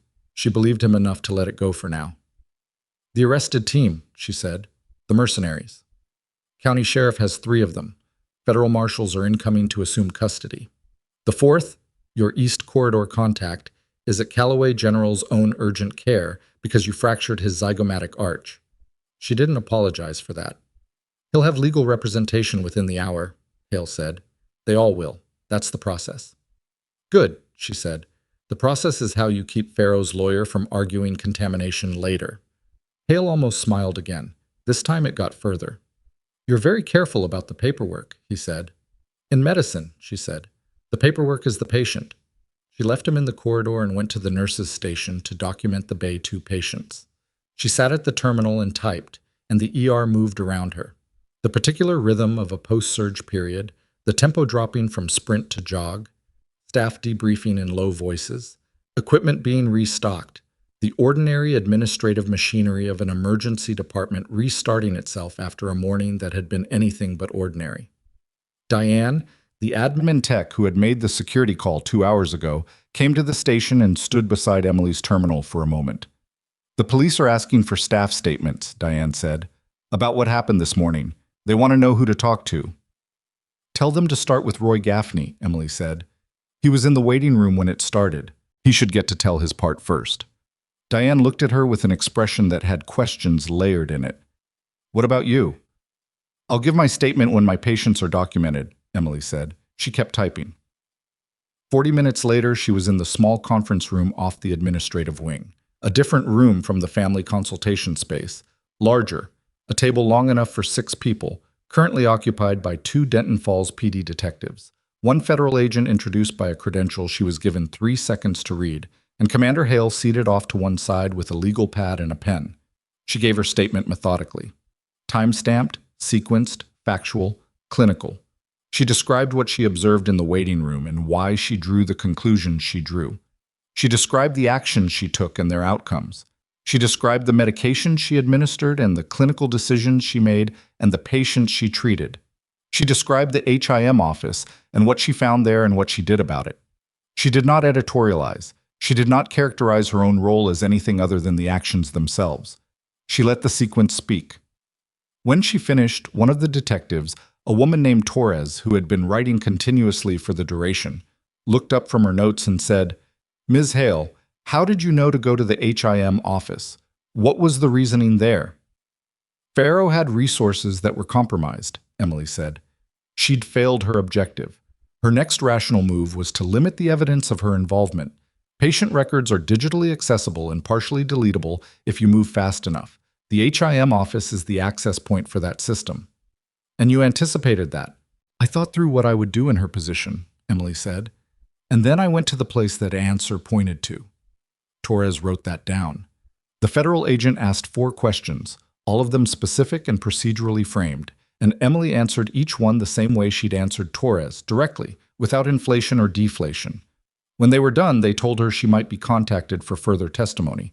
She told them she was available. She signed the statement form. She stood, pushed her chair in, and picked up her badge lanyard from the table where she'd set it at the beginning. Hale walked her to the door. Tomorrow, he said. The debrief I mentioned. I know. There's going to be a conversation about what comes after that, he said, choosing the words with some care. Professionally, if you want to have it. I know that too, she said. She went back to the ER. The shift had 4 hours left. She worked them. Sinus rhythm held on Vickers' monitor. She checked it each time she passed the bay, the way you check a patient you've invested something in, even when someone else is managing them now and your job is technically elsewhere. Ibarra and cardiothoracic were deciding whether he needed surgical intervention for the suspected coronary involvement, and the conversation was ongoing, and it was out of her hands, which was the correct state of affairs, even if it didn't feel entirely comfortable. At 3 in the afternoon, the hospital administrator, a man named Gerald Fitch, who had the physical bearing of someone who had spent his career in rooms where the stakes were budgetary rather than medical, came to the ER and asked to speak to Emily in his office. She went. Fitch's office had a window that looked out at the parking structure, and beyond it, the first real snowfall of the season, coming in off the Rockies, the flakes light and exploratory, not yet committed. He had 2 other administrators in the room, neither of whom she recognized, both of whom had the posture of people who had come to manage something. Ms. Hale, Fitch said, we want to begin by saying that what happened this morning is going to require a thorough institutional review. She waited. There will be an investigation into the security failures that allowed armed individuals to enter the building through the main entrance. There will be a review of the emergency response protocols and how they performed. And there will be a conversation. He paused here in the way people pause when they're about to say something they've been coached on, about the actions of staff members during the incident. I'd expect all of that, Emily said. Some of the actions taken were outside normal nursing scope, he said carefully. We're not suggesting— Gerald, said the woman to his left. Her name tag read Hendricks, VP Operations. The federal agency has already been in contact with legal. We know what the situation is. Fitch looked at Hendricks. Something passed between them that Emily filed as a disagreement that had been ongoing before she walked into the room. Hendricks looked at Emily directly. I'm going to be straight with you. The federal team briefed our legal and administrative leadership about 45 minutes ago. We have a preliminary picture of what happened this morning, and we have a preliminary picture of what you did and why. She paused. We also have a picture of how you've been operating in this department for the last 9 months, and it includes some things we should have seen earlier and didn't. Emily said nothing. Dr. Solis has already spoken to the chief of the medical staff, Hendricks said, voluntarily, without being asked. That was the thing she hadn't expected. She let it land without showing that she hadn't expected it. What do you want from me? Emily said. Right now? Hendricks said. Nothing. We want you to know that the review process is going to be fair and that the outcome of this morning speaks for itself, and that some people in this institution owe you an overdue conversation. Fitch was looking at the window. Emily stood. I have patience, she said. Of course, Hendricks said. She walked back to the ER in the flat amber light of a November afternoon, the snow outside thickening slightly. The parking structure beyond the windows holding the ordinary civilian vehicles of a regional hospital in a mid-sized city that had no idea what had happened inside its corridors this morning. She passed the security desk in the main entrance, a different officer on duty now, Roy having been sent home with instructions to rest and an incident report to file tomorrow. And she looked at the waiting room as she passed it. Plastic chairs, TV too high on the wall, Pepsi machine, the ordinary furniture of waiting. She kept walking. In the trauma bay, Vickers' monitor showed sinus rhythm, rate 71, stable. Ibarra had decided against immediate surgery. The troponin trend was flattening, the echo hadn't shown mechanical compromise, and the risk of the OR outweighed the benefit of watchful management for the next 12 hours. She read the updated orders, confirmed the nursing plan for the evening shift, and wrote a detailed handoff note for the incoming nurse that was 4 paragraphs long because she was not going to leave Vickers's overnight care to a verbal briefing. At 6:40 p.m., she clocked out. She sat in her car in the parking structure for a few minutes before starting it, which was not a habit but felt necessary. Her back had been quietly informing her of its displeasure for the last 4 hours. She had a bruise forming along her left forearm that she'd noticed during a bathroom break and not had time to think about. She was very tired in the way that isn't fixed by sleeping, the way that lives in the muscles and takes several days to leave. She started the car. She was at the parking structure exit, waiting for the gate arm to lift, when her personal phone buzzed. Not a number she had in her contacts. She looked at it. A text message. 3 lines. You were not supposed to be there this morning. Farrow wasn't working alone and you already know that. Check the hospital's board of directors. The gate arm lifted. She sat there for 8 seconds while the car behind her waited, reading those 3 lines again. And then she put her phone face down on the passenger seat and pulled out onto the street.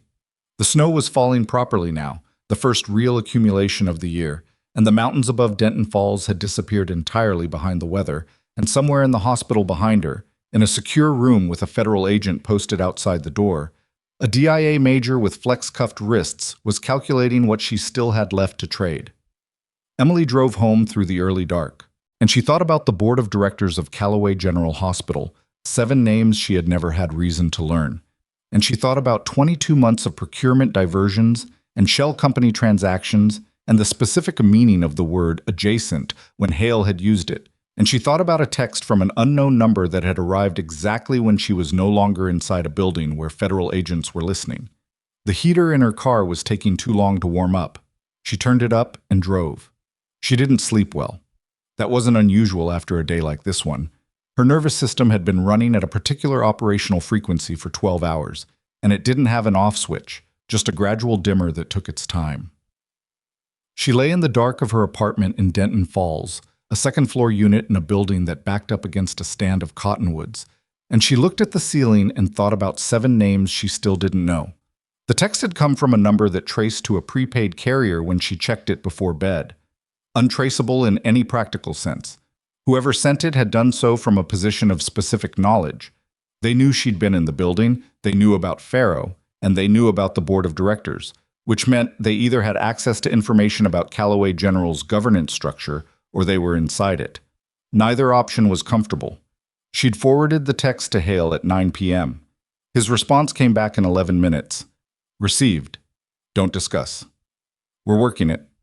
She was working it too, In the involuntary way her brain processed threat information during the hours when she was supposed to be resting. The board of directors of a regional hospital was not, on its face, a particularly powerful body. 7 people, mostly community figures, a physician or two, a business representative, the standard configuration of nonprofit healthcare governance. But a regional hospital's procurement decisions flowed through its administrative leadership with board oversight. And if Pharaoh's shell company network extended into that procurement chain, then what Vickers had uncovered wasn't a rogue DIA officer running a side operation. It was an integrated system, and Callaway General had been a node in it. She got up at 5 a.m. because lying there was producing diminishing returns. She made coffee. She sat at her kitchen table with the lights on low and the cottonwoods outside doing their winter thing. Bare branches, gray sky, the remnant of last night's snow still on the ground. She thought about the 3 years she'd spent in this city becoming a nurse again, or becoming a nurse for the first time in a way that felt fully chosen, and she thought about whether that thing was still intact after yesterday, or whether yesterday had changed its shape. She decided it was still intact. That was the thing about decisions made from the right place. They didn't dissolve when circumstances got hard. They got tested, sometimes brutally, and they either held or they didn't, and this one had held. She was at Callaway General by 7. Hale's team had maintained a presence overnight, 2 agents in the building, rotating. She passed one of them in the main entrance, a young woman with the contained posture of someone managing alertness on a long watch, and they exchanged a nod that meant nothing except mutual recognition. She went to the trauma bay first. Vickers was awake. Not well, not close to well, but awake, his color better than yesterday, and his eyes carrying the specific quality of someone who had been thinking through the night the same way she had. Ibarra's overnight notes showed the troponin trend had flattened satisfactorily. The rhythm had stayed in sinus, and the plan was continued monitoring with a repeat echo at noon. She checked his IV site, checked the monitoring leads, checked the fluid balance from the overnight log. Clinical and methodical. He watched her do it. "You look like you didn't sleep," he said. "You look like you died twice yesterday," she said. "So we're both having a week." Something moved across his face. Not quite a smile, his face wasn't ready for that yet, but the acknowledgement of one. "The drive," he said. "Hale has it. Chain of custody is documented." "Did he move it up the right channel?" "He said he would. I believe him." Vickers was quiet for a moment. Outside the trauma bay, the hospital was doing its morning startup, shift change, the controlled busyness of handoffs and briefings, and the first coffee of the day. "I've been doing this work for 11 years, he said. 2 of those years I spent wondering if the person next to me in the operational chain was the person who was going to get me killed. That does something to you." She understood that. She understood it more specifically than she was going to say in a clinical setting. "You're out of that chain now," she said. "Yeah." He looked at the ceiling. "Pharaoh. I brought her into the secondary contact role. I recommended her." "You didn't know," Emily said. "I should have." She looked at him. "People who do what you do for 11 years don't stop trusting because the alternative is doing the work completely alone. You made a reasonable assessment with the information you had. It turned out to be wrong. That's different from a failure of judgment." He looked at her for a moment. "You believe that?" "I've had to," she said. "Yes." She left him with the morning nursing staff and went to clock in. The debrief with Hale was scheduled for 10. She worked the ER for 3 hours first. 2 chest pains, 1 asthma exacerbation, a laceration on a man's forearm who had an opinion about how fast the lidocaine should work and was willing to share it at length. Ordinary. The particular texture of a Tuesday morning in a regional ER that had no idea it was the morning after. At 9:45, she went to the conference room. Hale was there with 2 people she hadn't met, a woman introduced as Special Agent Carla Voss from the Inspector General's office, and a man named Pemberton who had a Department of Justice credential and the energy of someone who had been awake since 4.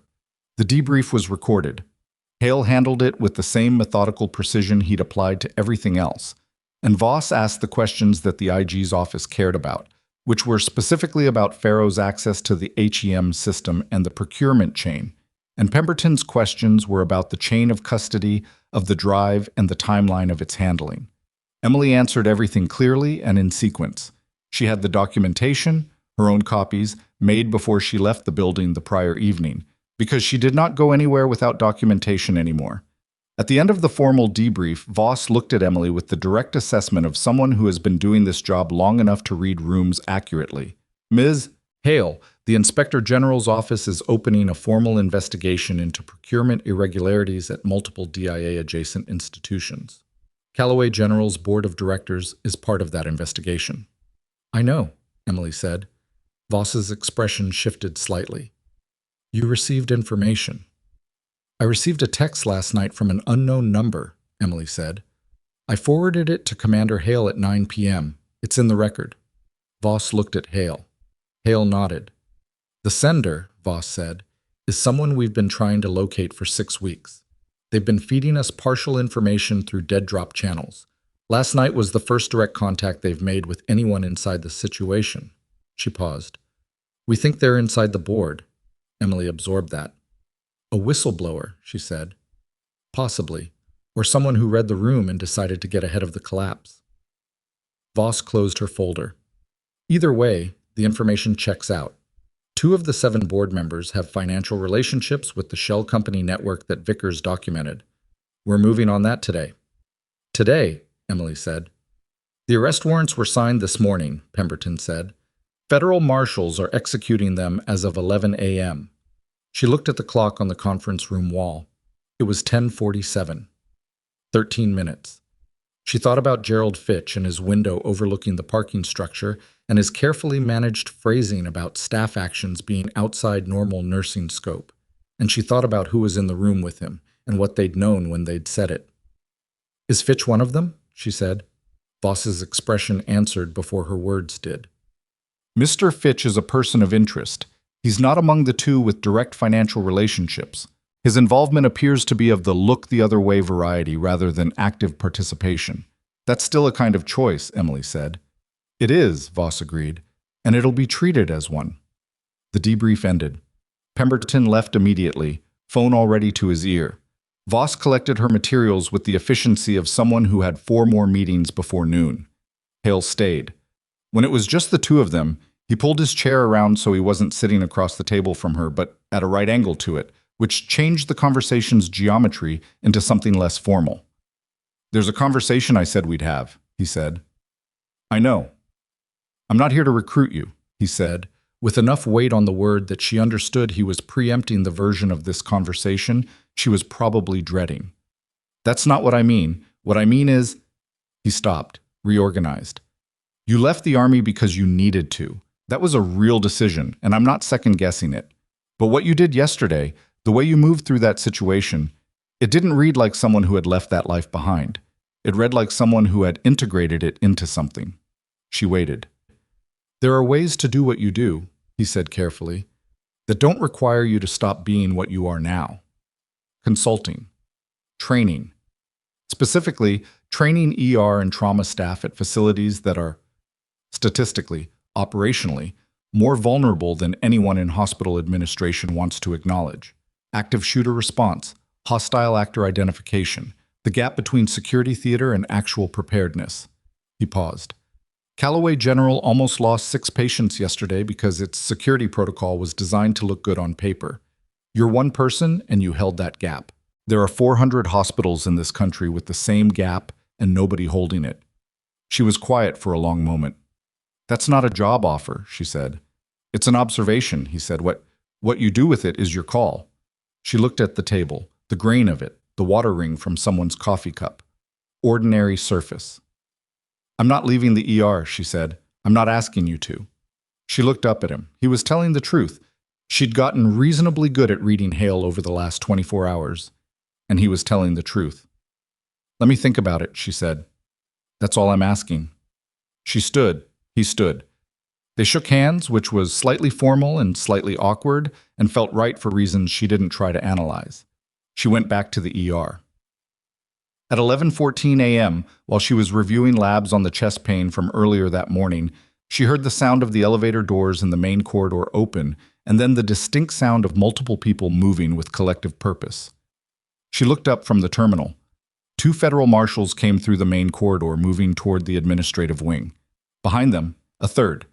The administrative assistant who managed the corridor, a woman named Sandra, who had been at Callaway General for 19 years and had seen approximately everything, stood from her desk and watched them pass with an expression of total neutrality that suggested she had been told something this morning and had spent the intervening hours deciding how to feel about it. The marshals went into the administrative wing. 12 minutes later, they came out. With them came a man Emily recognized as one of the board members. She'd seen his photograph on the hospital's website in the governance section, which she'd pulled up on her phone at 6 a.m. His name was Randall Whitmore, 61, former regional bank director, and he was walking with the stiff posture of someone who had decided that maintaining dignity was the only variable still under his control. His hands were in front of him. He was not struggling. He was not speaking. He walked through the main corridor of Callaway General Hospital with two federal marshals, and everyone who saw him stopped what they were doing. The second board member came out 4 minutes after that, a woman named Patricia Gorel. Same posture, same walk, different expression. Hers was angrier, which Emily read as someone who had not yet finished being surprised that this was happening. Both of them were walked through the main entrance, past the waiting room with its plastic chairs and its Pepsi machine, past the security desk, and out through the automatic doors into the November morning. The waiting room had maybe 15 people in it. Every one of them watched. Sandra, at the administrative desk, sat back down and picked up her phone and went back to work, which was the most pointed statement Emily had seen anyone make all week. The news moved through the hospital the way news always does in closed institutional spaces, fast, partial, accumulating detail with each retelling. By noon, every department knew the broad shape of it. By 1 p.m., a local news van had parked at the edge of the hospital's property. By 2, there were 2 vans, and a reporter was doing a stand-up on the sidewalk with the Callaway General entrance visible behind her. Emily watched none of this. She worked. At 3 p.m., she got a page to Dr. Ibarra's floor. She went up. Ibarra met her in the cardiology corridor with an expression that was professionally measured and personally something else. "Vickers is asking for you," he said. "His rhythm? Stable, holding clean sinus all day. The noon echo shows no mechanical compromise. We're moving him off continuous monitoring to periodic checks." He paused. "He's going to recover. It'll take time, but he's going to recover." She felt something in her chest that she didn't try to name. "Good," she said. "He's been asking for you since about 11, Ibarra said. "I told him you were working." "I was." "I know."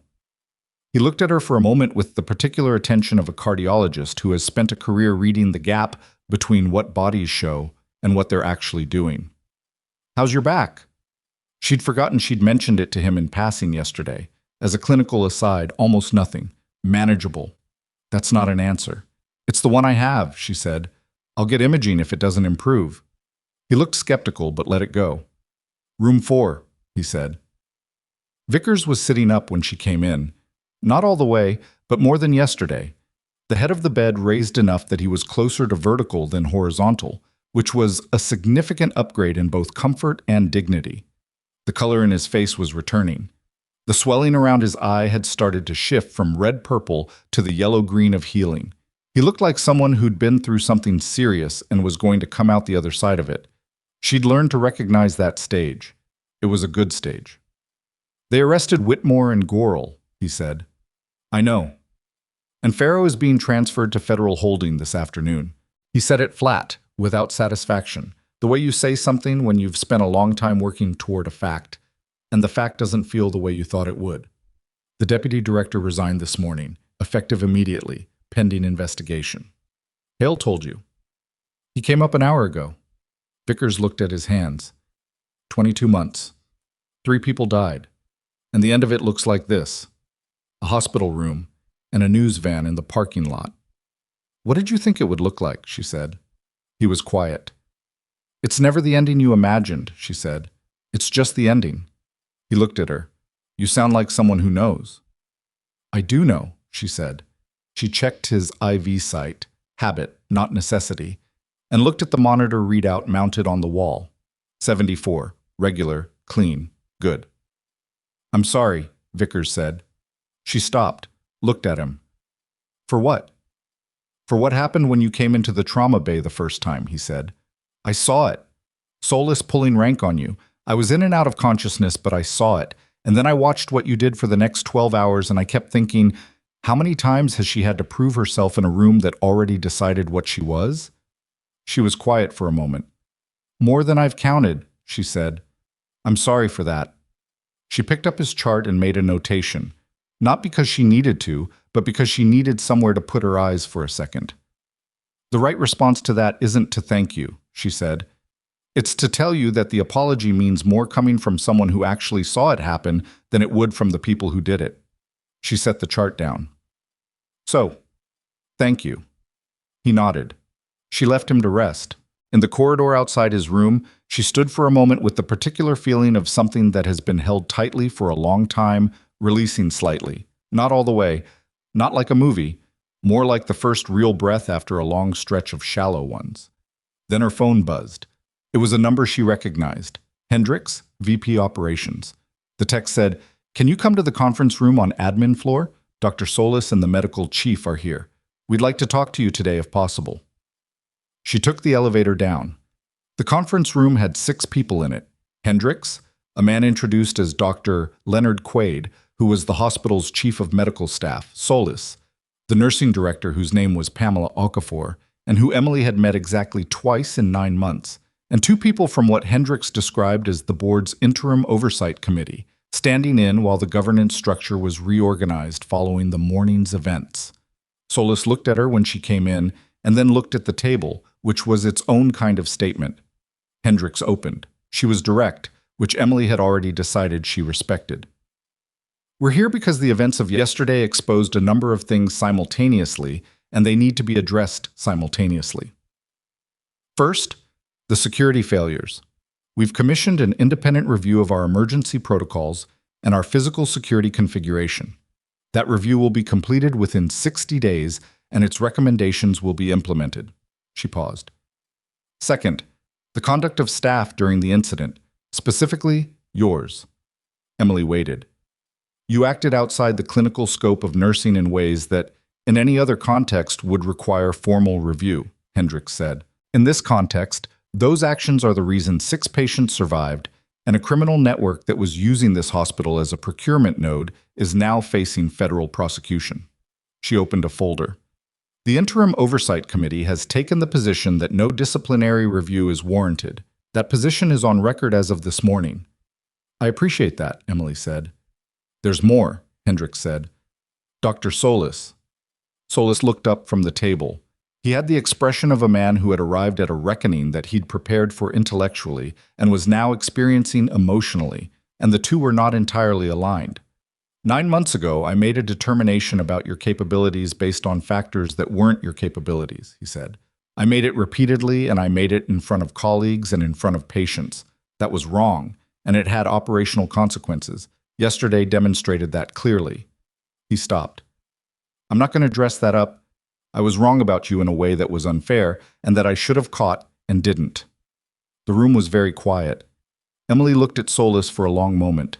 He didn't look away. "I hear you," she said, "and I accept it." It wasn't forgiveness exactly. Forgiveness was a process, not a moment, and she'd learned to be precise about the difference. But it was the acknowledgement that the thing had been named correctly, and that was where the process started. Okafor, the nursing director, leaned forward. "Ms. Hale, I want to be direct about something the nursing leadership has discussed this morning. We failed you in the operational environment of this ER. You were credentialed and experienced, and you were placed in a position where that wasn't visible to the people who needed to see it. We're reviewing our credentialing visibility protocols and our charge nursing structure." She paused. "That's structural, and it'll take time. What I can do now is offer you a formal charge nurse designation for the ER, with the scope and standing that should have been in place from the beginning." Emily looked at her. "I don't want the title as a correction," Emily said. "I want it if the structure that goes with it is actually going to change, because the title without the structure is just a name tag." "Fair," Okafor said. "And yes, the structure changes." "Then yes," Emily said. Dr. Quaid, the chief of medical staff, spoke for the first time. He was older, 70 maybe, with the unhurried quality of someone who had been in enough rooms like this to know what mattered and what didn't. "Ms. Hale, I've been reviewing your clinical record here since this morning. Your documentation, your outcomes, your incident reports that were filed and not acted on. He paused, and the pause was specific, the kind that carries weight. I owe you an apology on behalf of this institution's medical leadership. The culture that allowed Dr. Solis's approach to persist unchecked is a leadership failure, and it's mine. She hadn't expected that one. It landed differently than Solis's apology. Broader, structural, the acknowledgement not just of a personal failure, but of the system that enabled it. Thank you, she said, for saying it that way. There's one more thing, Hendricks said. She exchanged a look with the interim committee members. The board is going to be restructured. The 2 members who were arrested this morning are obviously gone.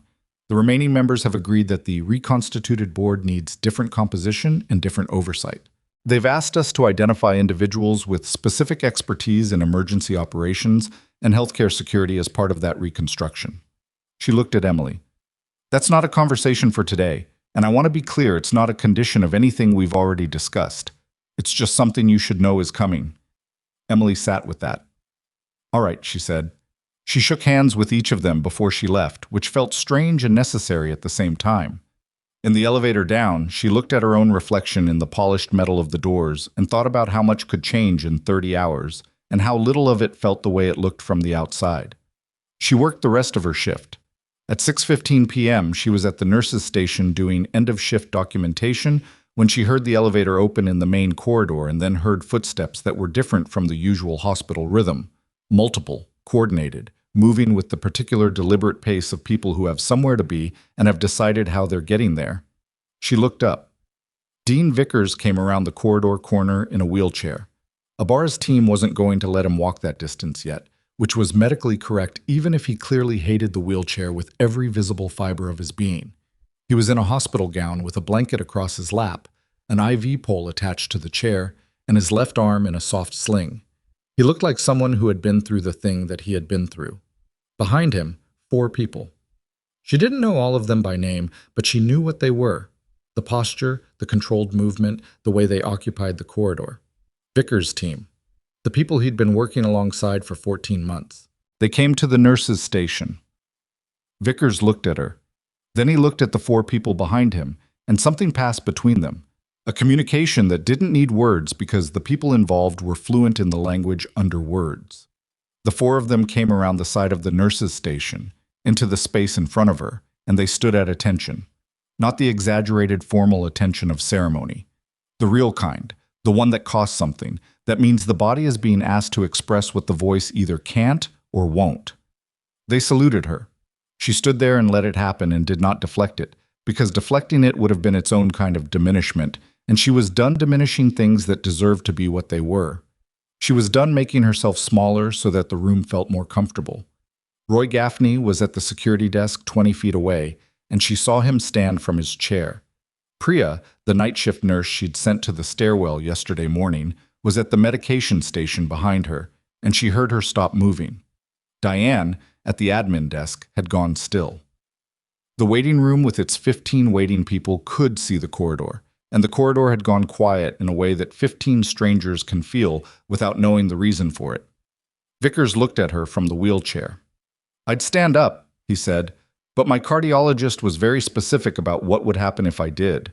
"Stay in the chair," she said. "I need to say something." "You don't have to." "I know I don't have to." He looked at her steadily. "You didn't know me. You had no obligation to that trauma bay or to what was in it. You had just been told to leave the room by the person in charge of the room. And you stayed and you watched and you made the call that nobody else was positioned to make." He paused. "People with formal authority and full information didn't see what you saw. You saw it with neither. I want to know why." She thought about it honestly. "Because I've learned to look," she said. "Because looking costs nothing and not looking costs everything. And because someone has to be the person who doesn't walk away when they see something wrong, even if they've just been told their opinion isn't wanted." She paused. "Especially then." Vickers nodded. She looked at the 4 standing behind him. "Thank you," she said, and she meant the salute and the traveling and the presence of them in this corridor on a day when they could have been anywhere else. "All of you, stand down." They did. One of them, a woman, dark eyes, the kind of quiet that reads as depth, reached out and briefly pressed Emily's hand. No words, just that. She stood there after they'd gone, Vickers back to the elevator, his team folding around him. And she let the corridor return to its ordinary volume. Roy sat back down. Priya went back to the medications. Diane answered her phone. The ER kept its rhythm. She sat down at the terminal and went back to her documentation, because there were 3 patients whose end-of-shift notes still needed completing, and the work didn't stop because something meaningful had just happened. The work was, in part, how she knew she was still. Hale called her personal phone at 7 p.m. when she was almost done. The deputy director's resignation went public an hour ago, he said. Justice is announcing the indictments tomorrow morning. Farrow, Whitmore, Gorel, and 3 others from the distribution network. They'll name the procurement scheme and its scope. How public? Press conference, he said. DOJ and IG joint. They're going to release the broad outlines, not Vickers' name, not yours. Good, she said. Keep mine out of it. A small pause. I thought you might say that. The work was the point, she said, not the recognition. Noted, he said.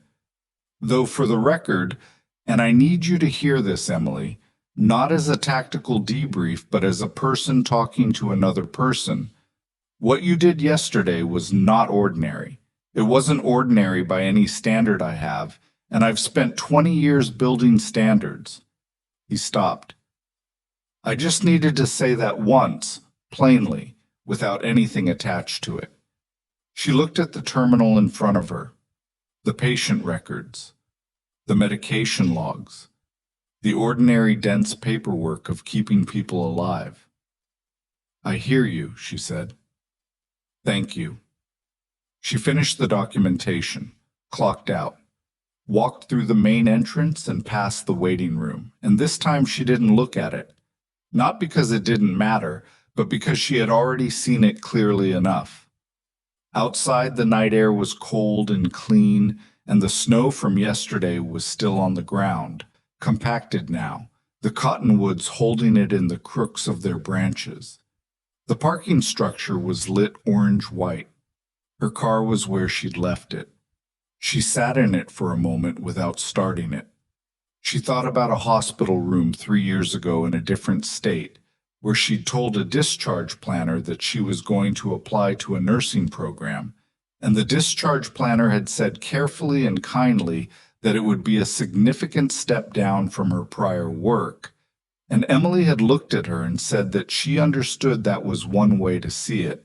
She hadn't been wrong to come here. She hadn't been wrong to become this. She'd been right, and the fact that it had taken 3 years of being underestimated and sidelined and looked past to prove it didn't make it less right. It made the proof more expensive, and expensive proofs were the ones that held. There was a lesson in that, though she'd stopped expecting lessons to arrive with clean edges.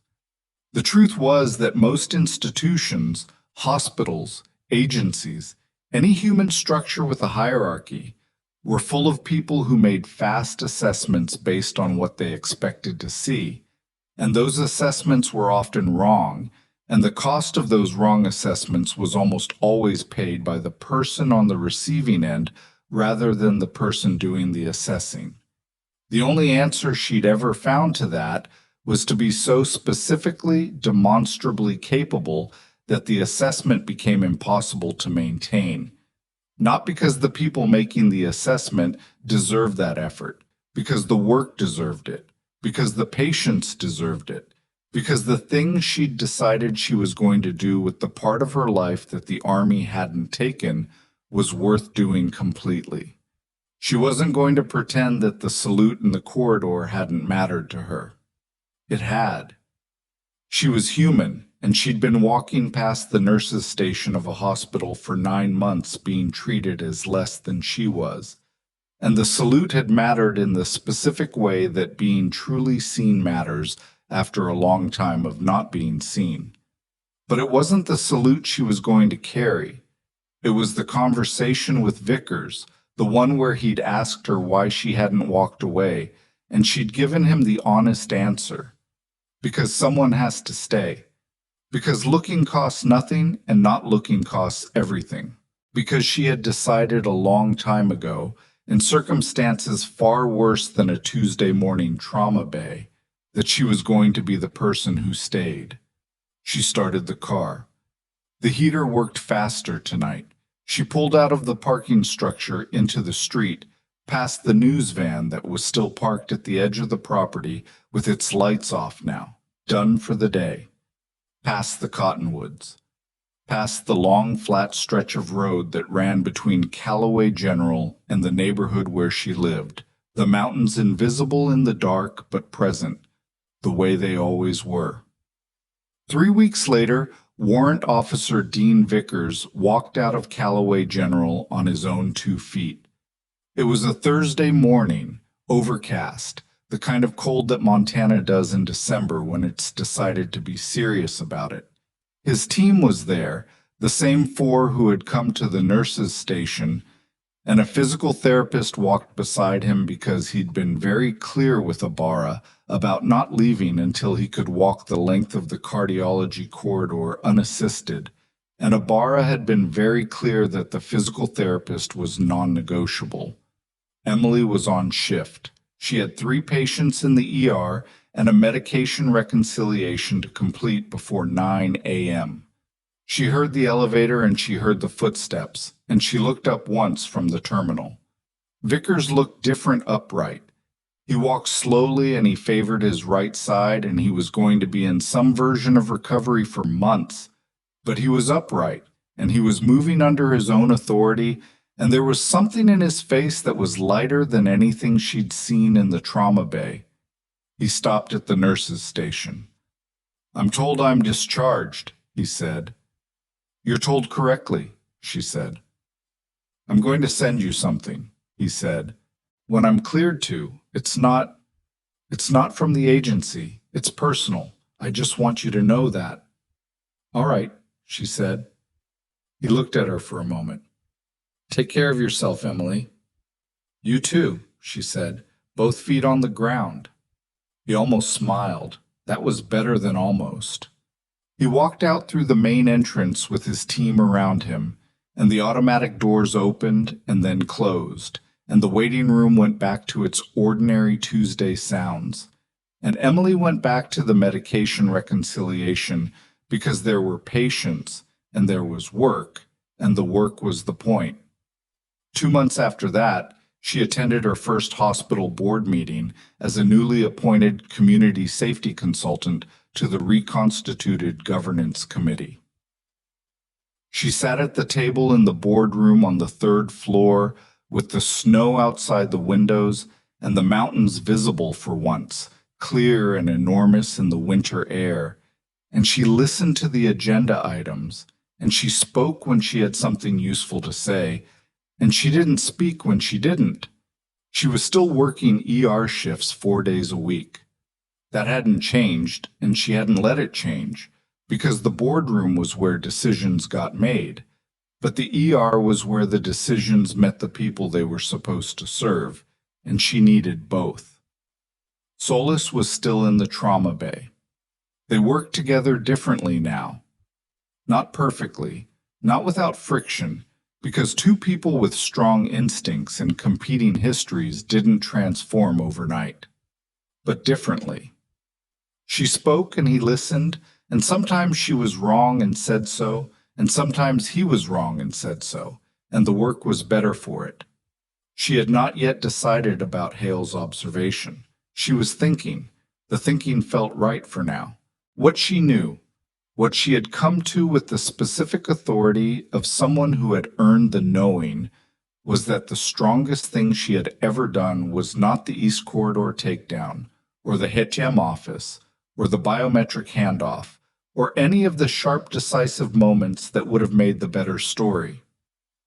The strongest thing she had ever done was decide, 3 years ago in a hospital room in a different state, that she was going to do something with what she had, that she was going to bring all of it, the training, the loss, the knowledge that lived in her hands and her eyes, and the part of her brain that never fully stood down, into a place where it could do something other than be impressive.